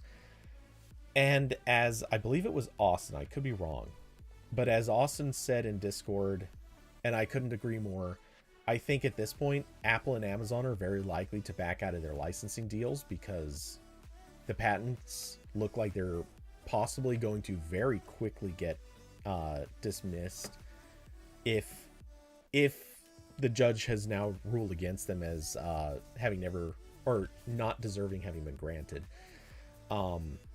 And since that is a huge cash cow for Sonos, you gotta figure, and plus Sonos is now they're not gonna get the $32.5 million that they were about to be awarded. At this stage, you add to it the legal fees that they have surely paid out already and will continue to pay out on the upcoming trials. I feel like Sonos is probably going to be in a really bad financial position soon.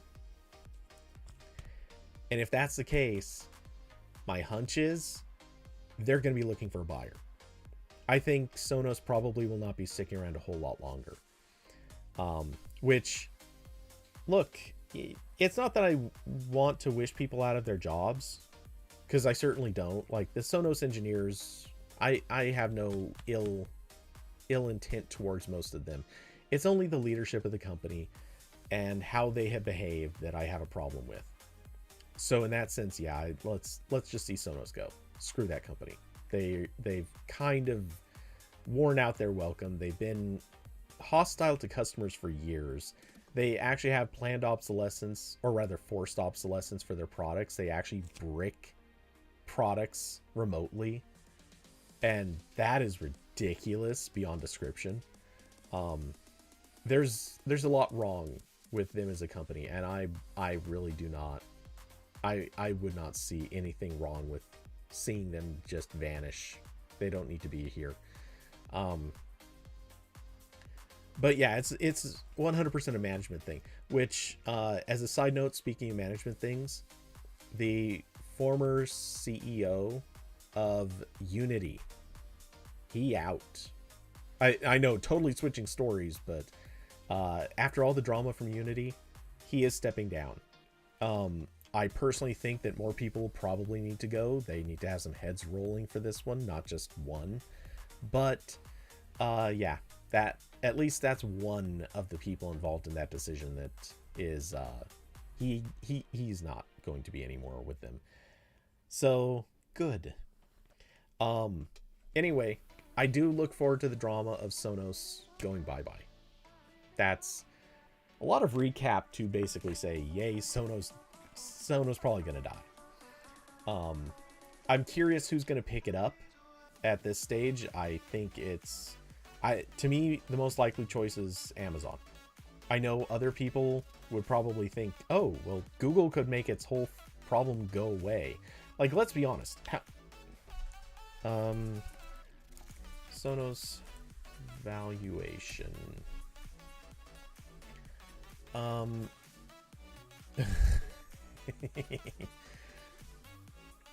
Oh, hot damn. I did not even... I guess I kind of knew this was coming, but... Look at that. Sonos just... Their stock value is tanking. I knew it was bad. I didn't... Or I assumed it was bad. I didn't think it was that bad. Let's see. Supposedly they had revenue of $1.75 billion in 2022. Does anyone else think that's not likely to be true? I can't imagine how Sonos is making that kind of money. And regardless... Oh, holy crap. 50% patent money? I think that's generous, but... Man, look at that dunk. They just ate it earlier this year. Okay, so...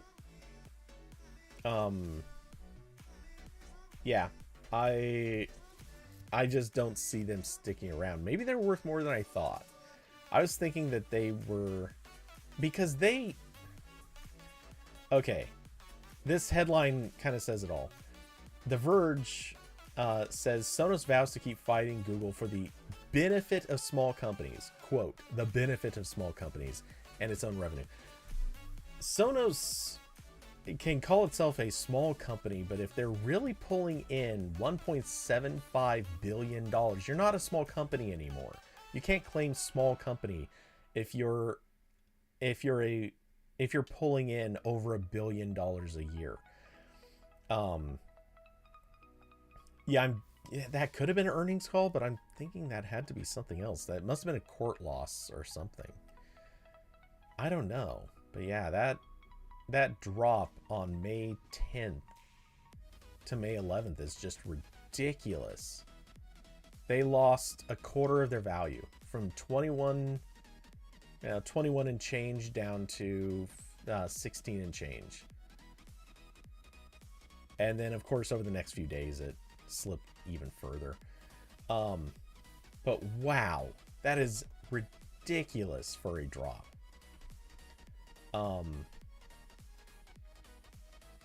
Man, they had the heyday back in 2021, and things just got real bad over the next couple of years.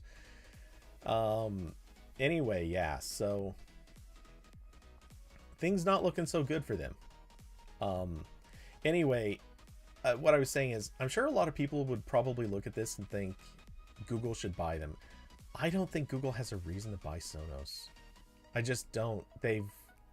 Most of what Sonos has going for it has kind of been lost with the fact that they've started losing cases, and there's not a lot left for them to really hold over companies if their patents aren't worth anything. So, Diablo, you'd be petty and not buy them. The biggest argument I can see for Google buying it would be to keep somebody else from getting it, because they don't really need any of the experience. They don't need any of the skill that would come from the company. They can have that without Sonos, and they already have better software features and a better ecosystem. So why would they want Sonos? I really can't think of a good explanation for that. What I see is the Amazon might want that for the software features, possibly for other patents, just because Amazon probably wouldn't mind building out more on the patent portfolio. But I can't really see any argument for them to turn around and say, oh yeah, we absolutely need it. So I'm not sure that they would. Maybe Apple would have an interest, but again, I don't see why. Amazon's the only one that even strikes me as a maybe, just because Amazon would want the Sonos brand. I don't think Apple wants a Sonos brand. Google certainly doesn't, because they would just complicate their own branding issues, which are already bad enough. there is just no, there's just no one else I can think of. Maybe Facebook would want in on this. Maybe, I don't know. I'm drawing a blank on whoever else. Right now, I think Sonos is effectively just an overvalued company that is probably, you probably can't see this, but I just noticed it visibly. Like the graphics just slightly twitched because it added another data point, and it just keeps dropping. The more I trash talk Sonos, the more it's just going to keep falling. But yeah, this is not a good look for them. That's definitely for sure. So yeah, I just do not see much of a good future for this company. Maybe I'm wrong. I mean, they're pulling in enough money. Maybe they'll pivot. Maybe they'll actually start investing in developing something new instead of trying to steal money from other companies. But who knows? Anyway, so enough of that. Just as a quick aside, I'm just throwing this out there, and it's actually going to weirdly turn into a transition because why not? For anyone who cares, WordPress now officially supports ActivityPub. ActivityPub, for those who don't know, it's what Mastodon is built on. In fact, all of those sort of decentralized web platforms are pretty much based on ActivityPub. So WordPress now officially supports the plugin. It is available on WordPress.com. You can also use it obviously in like local or custom installs of WordPress. There's not a whole lot more I'm going to say about this. Like, it's not that interesting, but I feel like this is interesting in the sense that this is sort of raising the bar a little bit more, or raising the platform a little bit more, saying, you know what, if you don't want to get tied into social networks, then here's another big or bigger company that is supporting the thing that kind of breaks out of that cycle. It's a small step, but it's a lot of steps that have gotten this far, and that's kind of neat. So yeah, it's a small thing, but the beauty of it is also another step in dismantling whatever there was of the value of Twitter.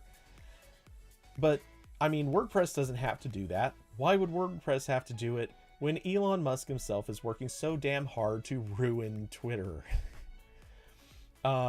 Which now is on a very fast road to possibly being banned in the EU. Thanks to Nils for sharing this one in Discord, because it's just so good. But a open letter was sent to Elon Musk from the European Union. I could read this whole thing. Actually, honestly, I'm almost tempted to, because every word of it just kind of gets more hilarious. Actually, hold on. I'm doing it.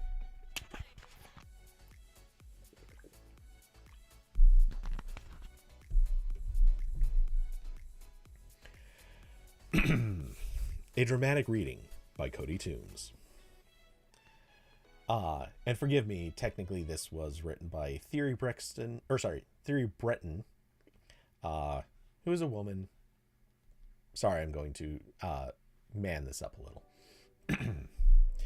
Dear Mr. Musk, following the terrorist attacks carried out by Hamas against Israel, we have indications that your platform is being used to disseminate illegal content and disinformation in the EU. How dare you? Let me remind you that the Digital Services Act sets very precise obligations regarding content moderation. First, you need to be very transparent and clear on what content is permitted under your terms and consistently and diligently enforce your own policies. This is particularly relevant when it comes to violent and terrorist content that appears to circulate on your platform. Your latest changes in public interest policies that occurred overnight left many European users uncertain. Second, when you receive notices of illegal content in the EU, you must be timely, diligent, and objective in taking action and removing the relevant content when warranted. We have, from qualified sources, reports about potentially illegal content circulating on your service despite flags from relevant authorities. Third, you see, we got to third. This is a problem. Third, you need to have in place proportionate and effective mitigation measures to tackle the risks to public security and civic discourse stemming from disinformation. Public media and civil society organizations widely report instances of fake and manipulated images and facts circulating on your platform in the EU, such as repurposed old images of unrelated armed conflicts or, and this is true, military footage that actually originated from video games. This appears to be manifestly false or misleading information. I mean, if you didn't get it already, what we're saying is people be lying a lot. I therefore invite you to urgently ensure that your systems are effective and report on the crisis measures taken to my team. Given the urgency, I also expect you to be in contact with the relevant law enforcement authorities and Europol and ensure that you respond promptly to their requests. Right now, it's not written here. I just want to point this out. Right now, you can actually literally hear the snap of a ruler hitting a desk. This is like full-on nun Catholic school kind of. You get it. You get it. You get it. Moreover, on a number of other issues of DSA compliance that deserve immediate attention, my team will follow up shortly with a specific request. And by the way, if you hear the sound of a strap-on being tightened, just saying, you asked for it. I urge you to ensure a prompt, accurate, and complete response to this request within the next 24 hours. By the way, as an aside, as a grammar enthusiast, as someone who cares very deeply, where the fuck is the Oxford comma on that? I urge you to ensure a prompt, comma, accurate, where's the comma, and complete response. Comma, lady, you're British. You owe us the proper amount of commas. Anyway, moving on. We will include your answer in our assessment file of your compliance with the DSA. I remind you that following the opening of a potential investigation and a finding of non-compliance, penalties can be imposed. Yours sincerely, Theory Breton. And it's not visible here, but she did use a heart over the I. Anyway. So, dramatic reading plus comments. So anyway, this letter that was sent to him gave him 24 hours. That's one thing I really love about this. 24 hours to actually respond and basically get stuff in order. Fun fact, he didn't do that. Instead, he responded, there was some back and forth. Anyway, she ended up saying, you're well aware of your users and authorities' reports on fake content and glorification of violence. Up to you to demonstrate that you walk the talk. My team remains at your disposal to ensure DSA compliance, which the EU will continue to enforce rigorously. And his response was, we take our actions in the open, no backroom deals. Please post your concerns explicitly on this platform. Yeah, so first off, you can't. You can't. Because most of these people are either like silenced or banned or have been deplatformed. That's actually a thing he has been doing, by the way. But also, people have been reporting this stuff, and it gets ignored. Like, there are tons of people who have tagged Elon specifically, highlighting here is this thing or that thing that are very clearly fake, that have, in many instances, been used to, like, literally demand violence against groups of people. And that stuff doesn't get taken down. In large numbers, there are examples of this. Carson, you think it's a he? Oh, is that a he?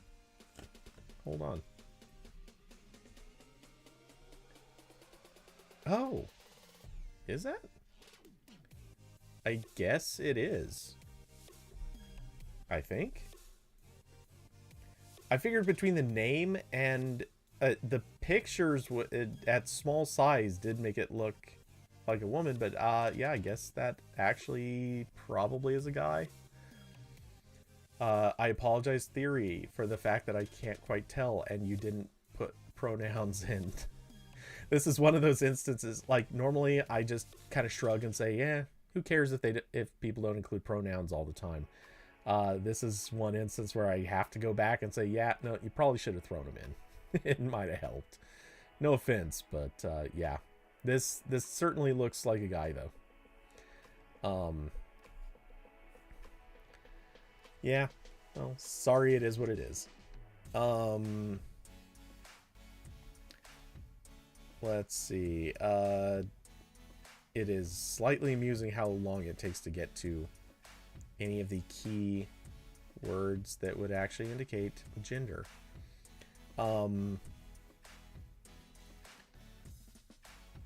Anyway, so yeah, his father. Okay, yeah. So yeah, profile picture just left a lot to the doubt. Well, sorry, Theory. Or I'm not even sure I'm saying that correctly. That could be a completely wrong pronunciation. I suppose I could go look at the Wikipedia article again, and because it probably says it. Oh, what the hell? The French pronunciation. Those aren't letters. Are you kidding me? Get out of here with that stuff. That's... No. No. Okay. Anyway, sorry, Theory. I'm calling you Theory now, because... Hey, give us a pronunciation guide that is readable by anyone else. Anyway, so... still, I appreciate your use of harsh language towards Mr. Musk. Regardless, so the thing I find funny is this was definitely a pretty, like, low-key threatening letter. It wasn't subtle about the fact that there will be consequences for not following the rules, and Elon playing stupid like this, you know, this which there are other tweets, by the way, that show that he literally said, we don't know what you're talking about. Like, we don't know of any posts that are in violation or anything like that. Yeah, the fact that he's playing stupid, I'm sorry, it's not going to fly. Any sane person can look at this and just collectively agree, no, this is pretty much a doomsday situation for Twitter. I think the next step really is going to be, and everyone say it with me now, Twitter is going to be fined a portion or a percentage of its global revenue. Yes, my constant berating of the EU for constantly wanting to take global revenue into account rather than how much it's related to its own user base. In this particular instance, here I am saying, I'm kind of okay with it, just because of who it's targeted at. Yes, take money from Twitter. It's good. Diablo, you're surprised more people haven't already jumped out? I mean, a lot of people have. But yeah, I think Twitter is going to start getting fined very soon. If that's not already basically being voted on, because that's probably at this point, if Twitter is not going to respond, I'm sure the EU is sitting there just like, all right, we'll give them a few days. If we don't have anything by then, we're just going to start fining them. And I'd be shocked if Twitter has actually even bothered to contact the agencies. It seems like they don't do that anymore. To that point, and may as well extend this, and this is the part I think a lot of other people haven't heard about. Same thing just happened to Facebook. Oops. Did not mean to click on that. Facebook got the same letter today. So yeah, same person, Thierry Breton, has sent a letter to Mark Zuckerberg basically saying, yeah, Facebook, you're also doing the exact same things and there's a problem with you. Apparently Mark Zuckerberg was a little bit more reasonable with his response. I'm trying to see, where was it? I know it was in here. Or I thought it was in here. Okay, in a statement to The Verge Wednesday, Meta spokesperson Andy Stone said that the company created a special operations center with experts, including fluent in Hebrew and Arabic speakers, after Hamas attacks on Israel Saturday. Quote, our teams are working around the clock to keep our platform safe, take actions on content that violates our policies or local law, and coordinate with third-party fact-checkers in the region to limit the spread of misinformation. We'll continue this work as the conflict unfolds. That's a reasonable statement. It may not be true, or it may be, stretching the truth a lot, but it's a reasonable statement. As opposed to new number who dis. Like, yeah, at this stage, Musk is not exactly leading the charge for a good spokesperson for Twitter. So, yeah, my hunch is Twitter has a ticking clock before the EU is probably going to charge them. They're going to not pay because, of course, they aren't. The EU will, I'm assuming, at some point, very possibly seize the accounts of Twitter, or ban Twitter outright, and then seize the accounts of Twitter. Because, let's be honest, that's probably where that's going to go. And when I say seize the accounts, I mean they'll seize the ones that are within their territories, assuming there will be any money left in those by that time. At this stage, I would actually leave some doubt that there will be. Frankly, I wouldn't put it past Musk to say, all right, well, screw you. We're just going to set up a VPN. Everyone can contact or reach Twitter through that. Meanwhile, we're going to charge them for the VPN, of course, because that's the only thing he knows how to do now. And he'll probably just raise a middle finger to them. And that'll go right up until the point where, who knows, maybe the US starts sanctioning Twitter too. We probably should look to do that. It really wouldn't be the worst idea. So anyway, yeah, that's the that is the happenings right there. Anyone have any other feelings or takes on this? Because I can't imagine any good possibility that this has a different ending. I'm a little curious what's going to happen with Meta, because they don't want to stop working with the EU. They don't want to leave, and they don't want the EU to try to take any money. So they're probably going to work with them in some capacity.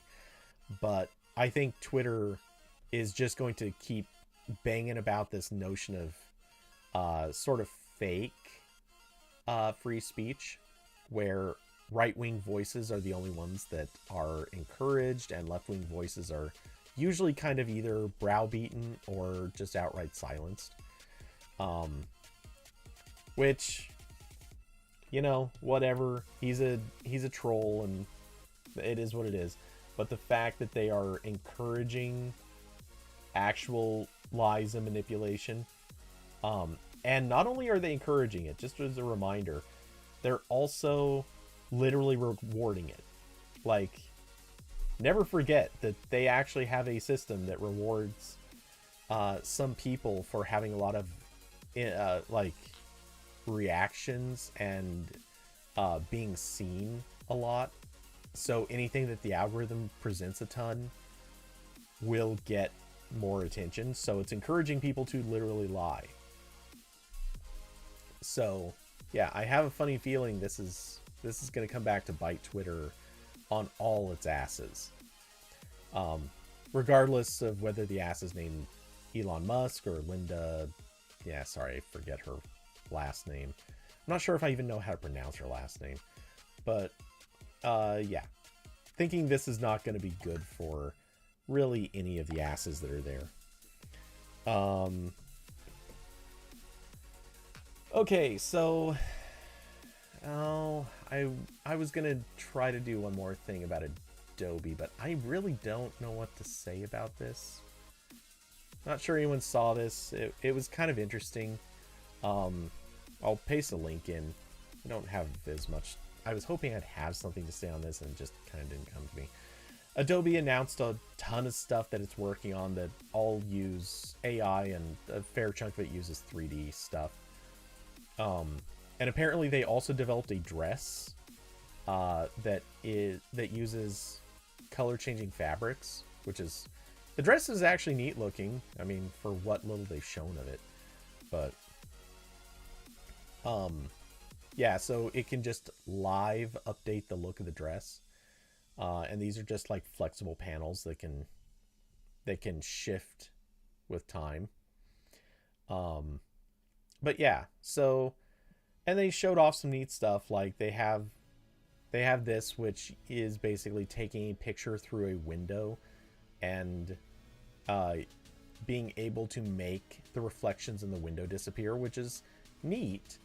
But kind of like all AI stuff, as you start looking closer, like the leaves look, it's funny because you can see a lot of detail actually in the leaves through the window, but once you apply their algorithm, the leaves actually start getting a lot more water painty. Like they lose a lot of detail in the smaller veins, which again, you can actually see them through the window, but they go away when you apply the algorithm.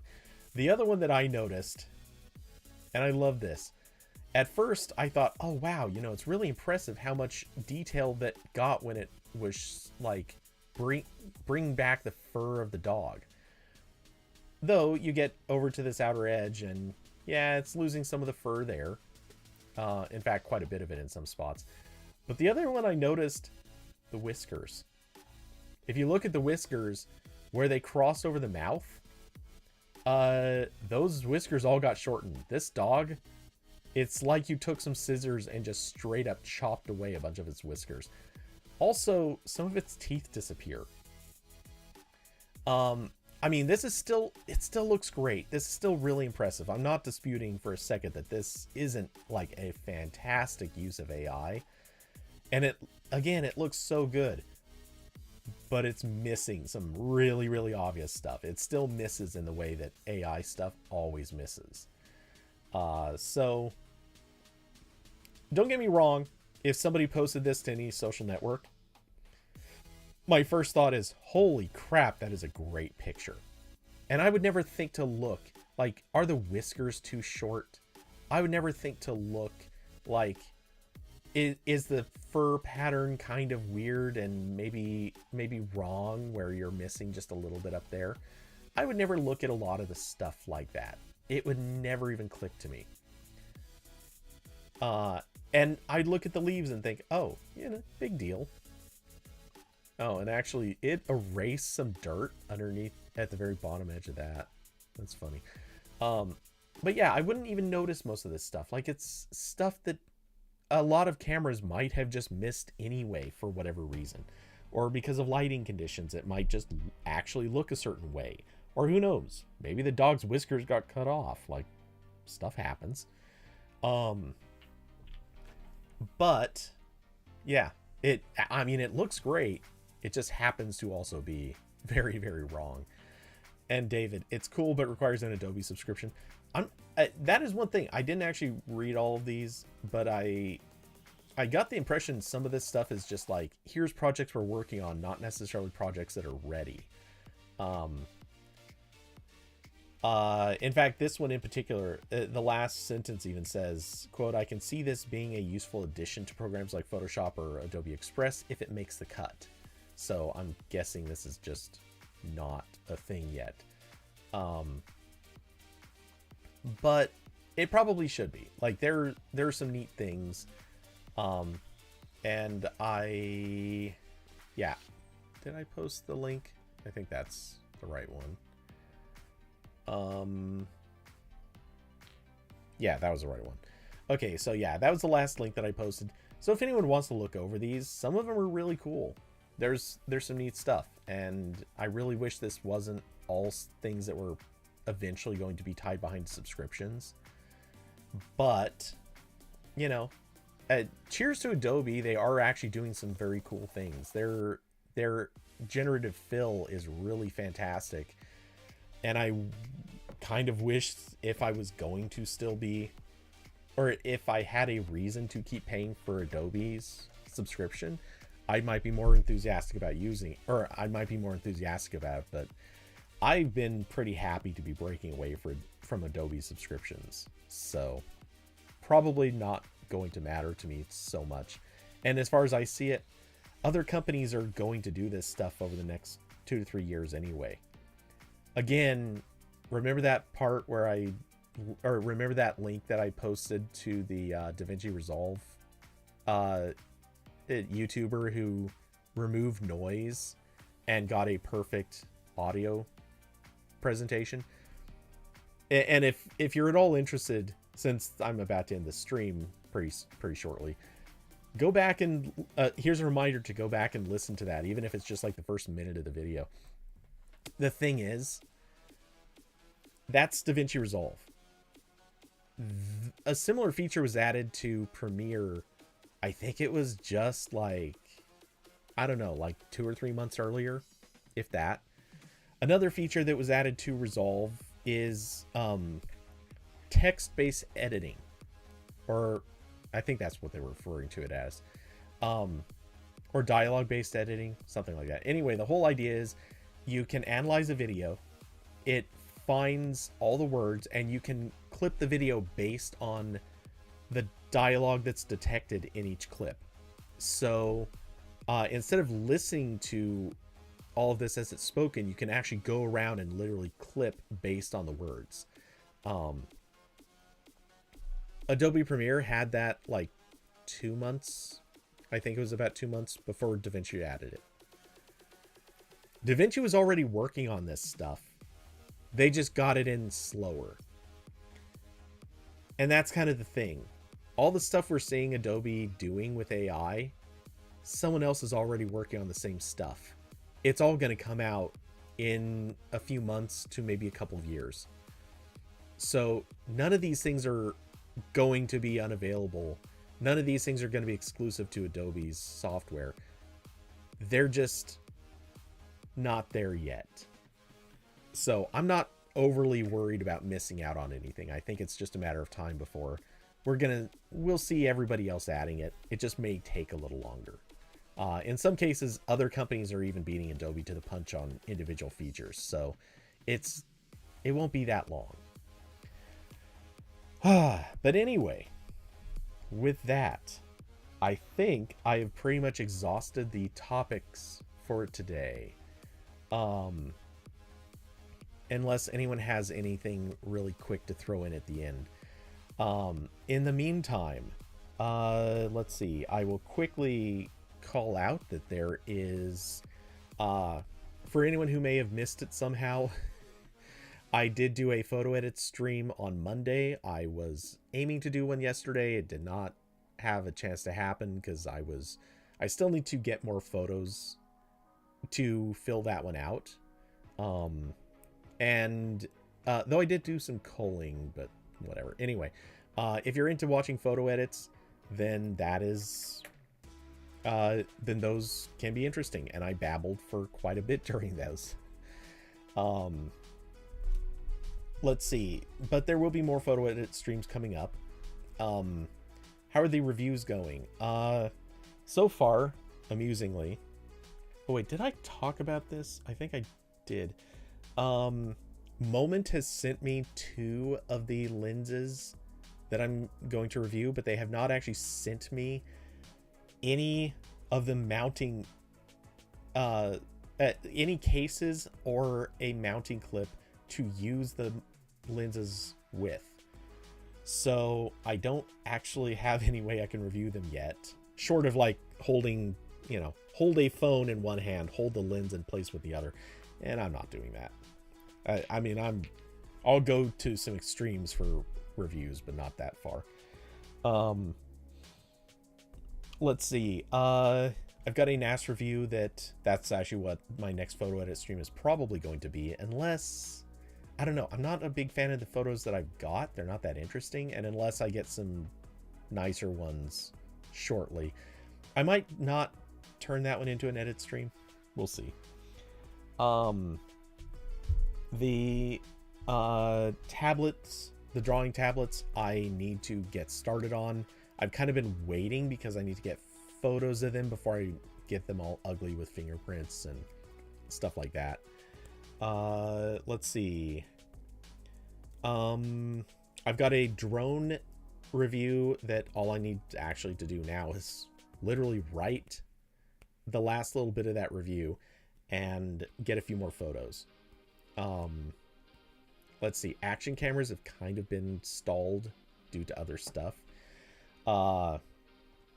And also I'm going to take, starting probably tomorrow, I'm going to be kind of taking some time off, working on reviews because, and I know people are going to laugh at this, I need to finish my taxes. I filed for an extension because there was a lot going on that kind of got in the way of doing it earlier, and I've been really busy. I keep trying to sit down and work on taxes, but I've been really busy trying to, well, not go broke. So yeah, I've been unable to actually get around to finishing my taxes. So I'm probably going to be taking a few days to really zone in on that and try to get that done. I don't think that's going to interfere with any of the game streams. At least I hope not. David, how dare you? I have not committed any crimes. Well, you know. But yeah, I'm edging close to that due date, which is in 5 days. So I need to go through a bunch of receipts, get the taxes actually finished up, and get them in. Fortunately, I know I'm not going to owe anything, so it's not really any big concern. It's just a matter of getting them in there, so it's not a blank spot. But yeah, anyway, so that's a heads up. If it comes to it, there's a small chance that it might impact game streams by a little bit, but I don't think so. And yeah, so that I think about covers it. And speaking of game streams, should be pretty much the usual, I think. Nothing should be too out of the ordinary with those. Anyway, so no one else has linked to any other topic, so I'm going to take that as a sign that I've probably hit everything that was interesting this week.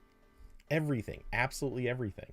Nothing else interesting happened this week. I'm certain of it. Anyway, with everyone's Pixel 8s of either pro or non-pro variety arriving tomorrow, it seems, I certainly wish everyone good luck, at least those of you who ordered one. I wish you good luck in the unboxing with the playing with and setting up of the new phones.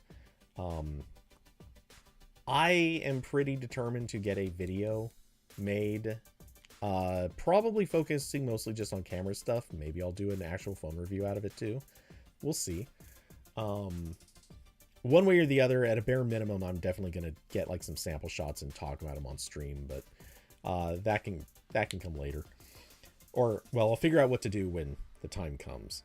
But unfortunately, it does kind of suck that taxes happen to come up right at the same time as the phone is going to be out, because now I'm going to be totally distracted for a few days when I'd rather be out doing that.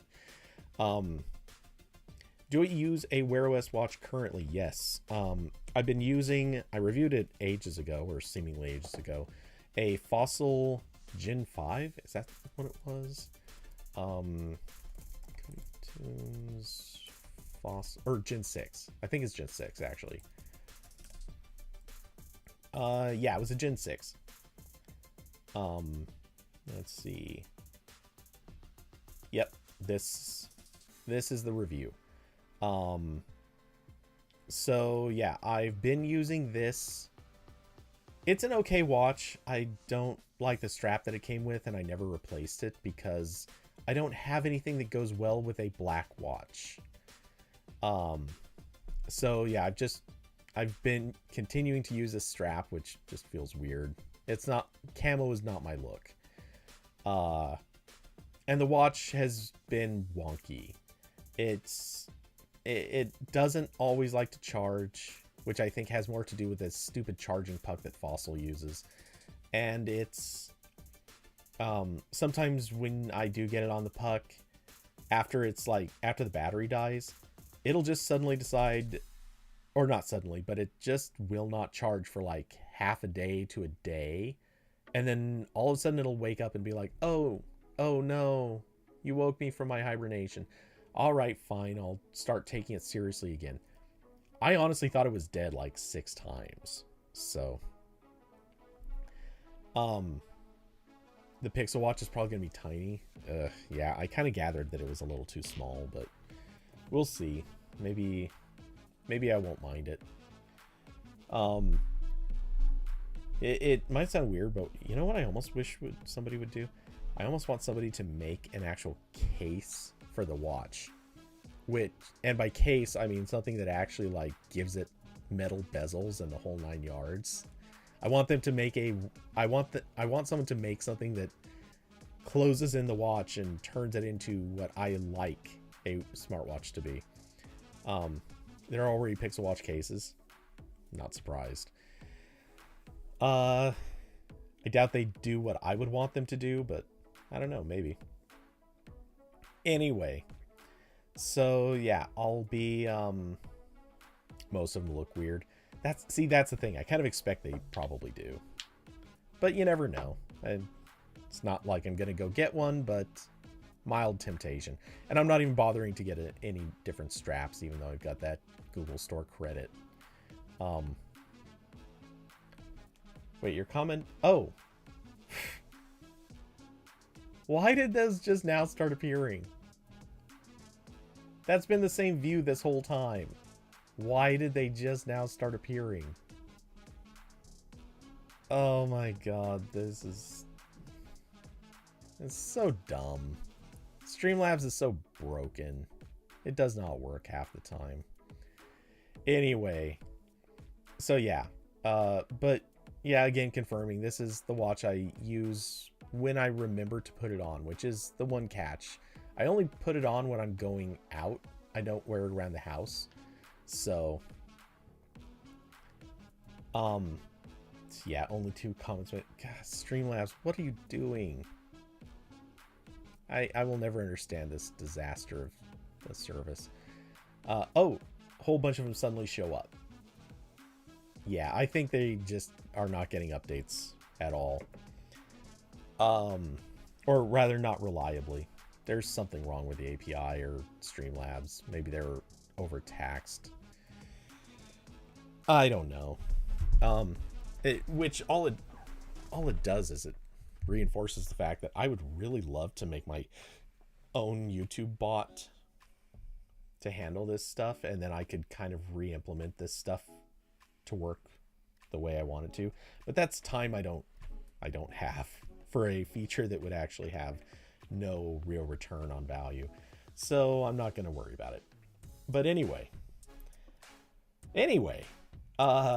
with that, I think it is probably a good time to wrap up.